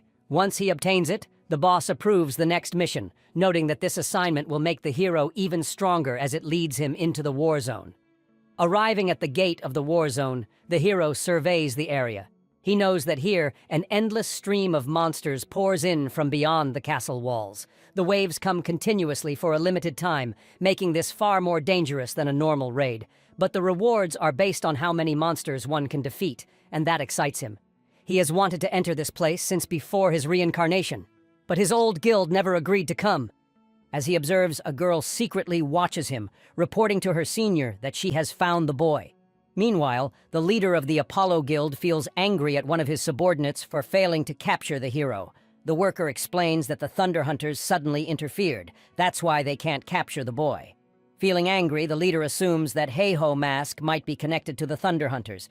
He calls the senior of the Big Smile Guild and asks for a favor that he wants them to teach the boy a lesson. When the senior of Big Smile asks why he should get involved, the leader mentions that Ha-Ho Mask has dared to attack his guild and has not even apologized. The Big Smile senior initially refuses, insisting that his guild is too large to get involved in such a petty matter. Hearing this, the Apollo leader warns him that if Big Smile refuses, he will immediately cut off all sponsorship and funding to their guild. Getting shocked by this threat, the Big Smile Senior quickly agrees to carry out the task. Ending the call, he feels confused as refusing the job could cost his guild too much financially, but attacking the hero will ruin his guild's reputation. Just then, the girl who has been secretly observing our hero's movements approaches him. She is actually a reserve member of Big Smile and offers her help in taking down the hero. The senior realizes that this is a way to protect the guild's image while still dealing with the problem. The girl assures him that she will do everything in her power to eliminate the boy. Meanwhile, all the participants gather in front of the battlefield gate, including the hero. The castle captain starts explaining the rules. He announces that the gate will soon open and warns that beyond the walls lies a lawless zone crawling with monsters. He mentions that the castle gates will remain closed for the next 14 hours, and rewards will be distributed based on how many monsters each participant defeats during that time. In addition to the general rewards, the captain announces special missions for defeating different types of monsters. The hero is assigned a blue giant monster, with the prize being a unique skill book. He gets amazed to see this, as the unique skill books grant rare and high-rank skills, and he has only seen a few in his entire past life. As he talks about the reward, others nearby overhear him, and they feel greedy about this reward. The moment the gate opens, the hero immediately activates his speeding skill and rushes into the battlefield as he wants to defeat the monsters before anyone else can reach them. Seeing this, the other participants grow angry and decide to chase after him. But just then, the Big Smile assistant girl appears and offers to lead them as a team. One of the men says that she is a newbie and couldn't possibly defeat the hero on her own. To everyone's shock, she delivers a powerful strike to the man and throws him aside. She explains that she knows everyone wants the unique skill book, and if they follow her orders, she will make sure they get it after the hero is defeated. Hearing this, the group accepts her as their leader, and they head into the battlefield together. From a distance, the hero watches them quietly. He realizes they've formed a team solely to take him down. He feels bad as he was already planning to focus on hunting monsters, and now he has to deal with these thugs as well. Still, there is no problem for him as he has already found a way to handle them. The girl feels pride as she rallies so many people under her command. She dreams of the moment she defeats the hero, imagining the Big Smile leader recognizing her efforts and officially welcoming her into the guild. In her mind, her subordinates treat her like a queen. Suddenly, the noise of approaching monsters snaps her back to reality. She gets shocked to see an overwhelming number of powerful monsters charging toward them. She quickly orders her team to prepare, instructing them to take down the monsters one by one. The group feel confused as they have never seen waves this large. Then she notices the hero in the corner and is beating a drum. She understands that he is the one who is luring these monsters at them by using the drum. As the monsters overwhelm the thugs, they struggle to fight back and plead with the girl for permission to retreat. She's caught in the chaos herself, frustrated that her plan has completely ruined. Still, she orders them to hold their ground, insisting that once the ringleader is defeated, the monster wave will subside. She turns her attention to the hero, deciding to confront him directly. Using her skill, she leaps at him and strikes him back, but the hero doesn't get any injury and asks if she knows him, admitting he doesn't remember her face clearly. She avoids the question, claiming she simply wants to eliminate a rival for the unique skill book in advance. The hero tries to strike her with his sword, but she blocks it effortlessly. He notes that she seems surprisingly indifferent about the skill book. They engage in combat, and the hero throws a bomb at her, but she also dodges this attack easily. Seeing her movements, he asks again about her group. She refuses to answer and comments that if he's so curious, he'll have to figure it out himself. With that, she activates her slot-on skill, to which she gains powerful armor and enhances her abilities. The hero thinks that if he defeats her now, he'll never learn where she comes from. But letting his guard down is too risky as she is extremely dangerous. She notices the skeleton standing behind her, but the hero reassures her that they won't interfere as they've been instructed to stay out of the fight. She lunges at him with full force, but he blocks her strike effortlessly. She follows up with multiple blows to his body, to which the hero feels pain. She declares that he must die for defying her leader, Hyben. As she leaps for another attack, a skeleton suddenly intercepts with its leg, causing her to fall down. Hearing the name of her leader, the hero realizes she belongs to the Big Smile Guild. He strikes her lightly with his sword, then binds her with a stone. He asks why her guild is targeting him, but she refuses to answer. He notes that he knows she is a subordinate of the Smile Guild. Getting surprised, she asks how he has figured it out. The hero simply thinks to himself that he knows because this is his second life and experience has taught him well. He asks her again about why her guild is targeting him. She admits she doesn't know the full reason, telling him to just kill her if he wants. But the hero rejects, saying he can't do that, as it would be a waste to let someone like her die. At that moment, he receives a notification that the blue giant has just spawned. Without releasing her, he turns to complete the mission, from behind. She feels embarrassed as not only has the hero seen through her plan, but he also went a step further and even spared her life. After that, she calls her leader and admits that she failed to deal with Heiho Mask. After ending the call, the leader gets worried, realizing that even his most trusted subordinate could not complete the mission. At the same time, he receives a call from the senior of the Apollo Guild, who states that he knows the Big Smile Guild has failed to defeat the boy. He warns that if word of this gets out, the Big Smile Guild's reputation could be completely ruined. The leader of the Big Smile feels angry as this all has happened just because of the hero. Meanwhile, the hero locates the blue giant, and after a hard-fought battle, he manages to bring it down. He is now completely exhausted as the monster's power feels closer to a level 100. Even so, he feels relieved knowing that the thugs who planned to ambush him ended up dying on their own. If they had survived, they might have stolen this reward as well. He wonders why the Big Smile Guild is targeting him, especially when he has never crossed paths with them. Thinking back to his previous life, he remembers how his own guild rose too quickly, causing the guilds ranked around the 30s to unite against him. At the center of that conspiracy was the Thug Lady, the leader of the Thunder Hunters. Realizing this, he suspects that she might be behind this situation as well. But he decides that anyone who stands in his way will be dealt with the same way he deals with monsters. Checking the timer, he sees that 138 hours remain for the Warzone mission. So he rushes deeper inside to hunt as many monsters as possible and gather rewards. When the event finally ends and the gate reopens, the surviving participants walk out looking frustrated. They regret following the girl's lead, realizing that her plan only pushed them into failure. As they talk among themselves, they notice the hero standing nearby, now carrying a lot of money earned from the mission. He remarks that he knows they haven't earned a single coin this time, but reassures them that they will succeed next time. At that moment, the girl from Big Smiles Guild watches him secretly again, but she feels some love for him. Soon, the castle captain announces the hero as the top performer of the mission and calls him to his office. When the hero arrives, the captain praises him, noting that he defeated the most monsters and even a blue giant.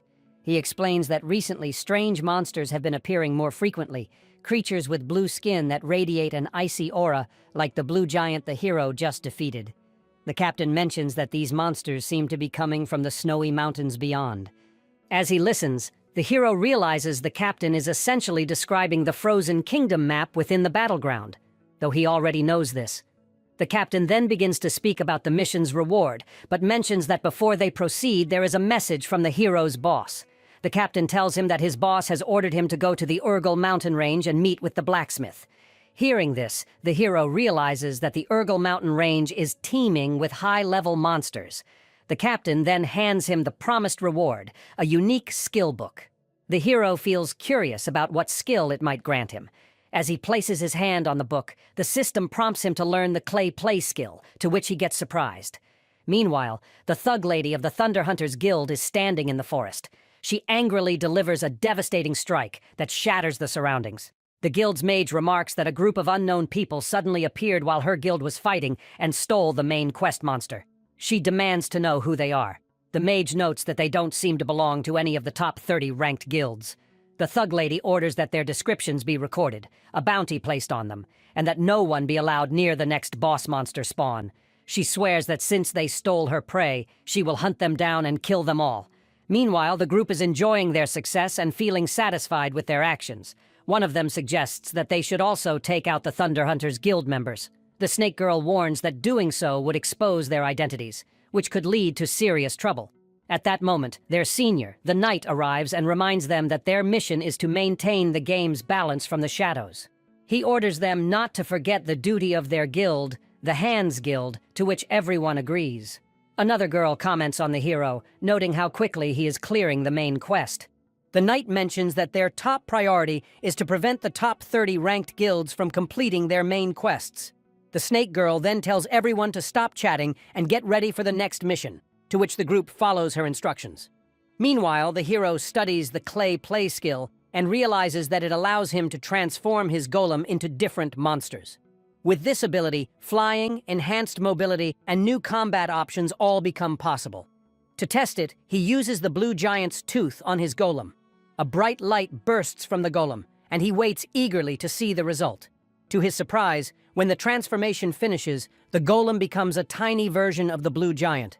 The system explains that this happened because his rank is still too low. Accepting this, he heads toward Urgal village. He blames himself for expecting too much from the skill, but he also understands that a powerful ability like this won't reach its full potential so easily. He decides to raise the skill's rank slowly and focus on the main quest for now. Reading the quest to meet the blacksmith, he thinks about how well he knows that man. The blacksmith is part of the Secret Order and is the most famous craftsman in the game. Countless epic items with incredible stats were created by him. With that in mind, the hero reaches the blacksmith's home only to find it empty. Suddenly, the blacksmith appears from behind and strikes him with full force. Because of this, the hero's HP drops. The blacksmith comments that people these days are weak. He mentions that in his time, everyone was much stronger. The hero recognizes him and asks why he attacked him. The blacksmith replies that it was only a test, to which the hero feels confused about what kind of NPC randomly beats someone as a greeting. Before he can react, the system notifies him that he has earned 2 titles just by meeting this man. Getting surprised, the hero grabs the blacksmith and begs him to give him any task, claiming he wants to serve under him. The blacksmith gives him a pouch as a new quest. By throwing him out of the house, he orders him to deliver the pouch to Baheim Forest. The hero doesn't feel upset as he knows this quest can reward him greatly. Reading the quest details, he realizes he will have to meet the elves in that forest. The problem is that elves are usually hostile toward humans and hide deep inside the woods, constantly moving to avoid being found. Thinking about how to handle this, the hero suddenly gets an idea. He begins beating drums in the center of town, announcing that he is buying information about Baheim Forest. The act is embarrassing, but he has no better option. As he continues, a powerful figure named Pitbull Singh suddenly appears. Seeing him, the hero gets surprised as the guy is one of the top 100 rankers. The crowd also wonders about why such a high-ranked player has shown up. Some even whisper that he might be here to challenge the hero. The hero thinks back to his past life, remembering that he once fought this guy and managed to defeat him. But now with his current low level, he isn't sure he can win if they end up fighting again. As people comment that the hero looks completely outmatched in front of this guy, the hero feels angry. The guy says he heard the hero is looking for information about Baheim Forest. He assures him that he can tell him everything he wants to know. When the hero asks the price for that information, the guy replies that he wants to confess his love. Hearing this, everyone gets shocked as they assume that the guy intends to confess his love to the hero. After that, both the hero and the guy run into the forest trying to escape the chaos behind them. The hero feels exhausted, to which the guy urges him to calm down, but the hero gets angry as this entire situation is the guy's fault. First, he made that shocking statement in front of everyone, and now the whole town is chasing them, assuming something completely different. The hero tells him directly that he plans to reject his confession. The guy gets stunned and explains the real situation that a few months ago, while hunting in this area, an elf girl appeared before him. He fell in love at first sight, but she disappeared as quickly as she came. Since then, he has waited in that same place for months, gathering every piece of information he could from residents and nearby NPCs. He searched all the spots where people claimed to have seen elves, but he never found her again. Just when he was about to give up, he spotted the hero gathering information about elves. That is why he approached him, as he wants the hero's help in finding that elf girl. Hearing this all, the hero finally understands the situation. He knows he must finish his quest quickly, and this guy is the only person who has any real clues about the elves. With that in mind, he agrees to let him join and asks him to lead the way to the place where elves are most likely to appear. They eventually arrive at a waterfall.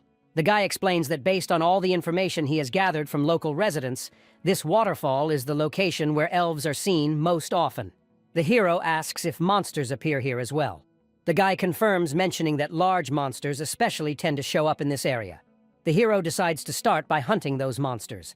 At this moment, a massive level 90 snake monster emerges from the shadows. The guy prepares to fight, but the hero stops him and comments that he will handle it alone. He leaps at it to attack, but the monster strikes him hard, to which the hero crashes to the ground and starts crying. As the snake is going for another attack, some powerful arrows suddenly shoot out from the shadows, which kill the monster instantly. The hero then remarks that NPCs never fight monsters. Whenever they encounter danger, they simply run. That means the local residents must have been chased and the mysterious helpers stepped in to save them. As he says this, the elf girls reveal themselves. They are the ones who defeated the snake monster, and the hero's dramatic performance earlier was only an act to draw them out. He introduces himself and explains that he has come on behalf of the blacksmith, requesting permission to visit the elves' village. But to his shock, the elf girls aim their arrows at him, accusing him of deceiving them. They insist that the blacksmith would never trust someone like him with such a task. At that moment, the other guy apologizes for misleading them. He tells their senior elf that he came to meet her specifically because they encountered each other once before in this forest, and he fell in love with her at first sight. When he confesses his feelings, she unexpectedly accepts them. She even agrees to guide both of them to her village. Seeing this all, the hero gets completely stunned. As they make their way toward the elf village, the hero warns the guy to be careful, as the pretty elf girls can be unpredictable. The guy clarifies that it's not because she's attractive. For him, elves represent fantasy itself. In the games he loved as a child, elves were always symbols of adventure and wonder. Exploring a world like that and adventuring alongside such companions was a lifelong dream. He then asks the hero if he's playing the game to chase a similar dream. The hero comments that he has no such fantasies. His only goal is to become the strongest in the game and crush anyone who ever looked down on him. The guy warns him that by chasing strength for revenge, he risks becoming just like those who once betrayed him. Hearing this, the hero gets angry and punches him hard. He shouts that those are the empty words of people obsessed with dreams and happiness. He asks if the guy even knows what it's like to struggle every day just to survive, only to have what little he has taken away in an instant. He mentions that he doesn't care what the guy's motives are, but he orders him to just stop lecturing him. As they both are busy in this, the elf orders them to stop causing a scene because they have finally reached the village. She explains that the village senior resides in the tallest tree. The hero asks her to lead him there. Upon arrival, she informs the senior that she has brought a human scent on behalf of the blacksmith. The senior observes that it seems to be a task meant for the secret task force. The hero confirms this and hands over the pouch the blacksmith had given him. As he does, the system notifies him that the quest is complete. When the senior opens the pouch, the hero gets stunned to see an epic item inside, a purification cirlet. It is capable of removing all status effects and debuffs. Realizing this, the hero understands that the next quest will likely involve purifying a corrupted elf and uncovering the mastermind behind the second main quest. He also assumes that completing that mission will reward him with the purification Sirit. However, to his surprise, the senior simply tells him to return as the mission is complete now. The hero asks if there is no more work for him, such as using the item to save someone. The senior replies that there is nothing further he can entrust to him, as he is still too weak. The hero feels bad that he cannot take on the mission simply because of his low rank, but he decides to return after some serious training. He heads into the forest and begins defeating some powerful monsters. He realizes that the Thunder Hunters are likely the fastest progressing in the main quest, as they have recently defeated Helmro and are probably already in the Urgel Mountains. This thought motivates him to fight swiftly, but he still feels frustrated as he should have reached at least level 100 by now. He also gets angry when he recalls the words of Pitbull Singh. While cutting through the monsters, he accidentally throws his own sword away because he is now totally exhausted by doing this. Meanwhile, the other guy explains the earlier misunderstanding to the elf girl. She gently suggests that he apologize to the hero, saying it could easily resolve the tension between them. The guy agrees, and when he reaches the hero, he notices the monsters are going to attack him. Noticing the danger, he delivers a powerful punch that defeats the monsters instantly and saves the hero from harm. Doing this, the guy tells the hero that he has something to say. The hero assumes he might be here to fight him and orders his skeletons to attack.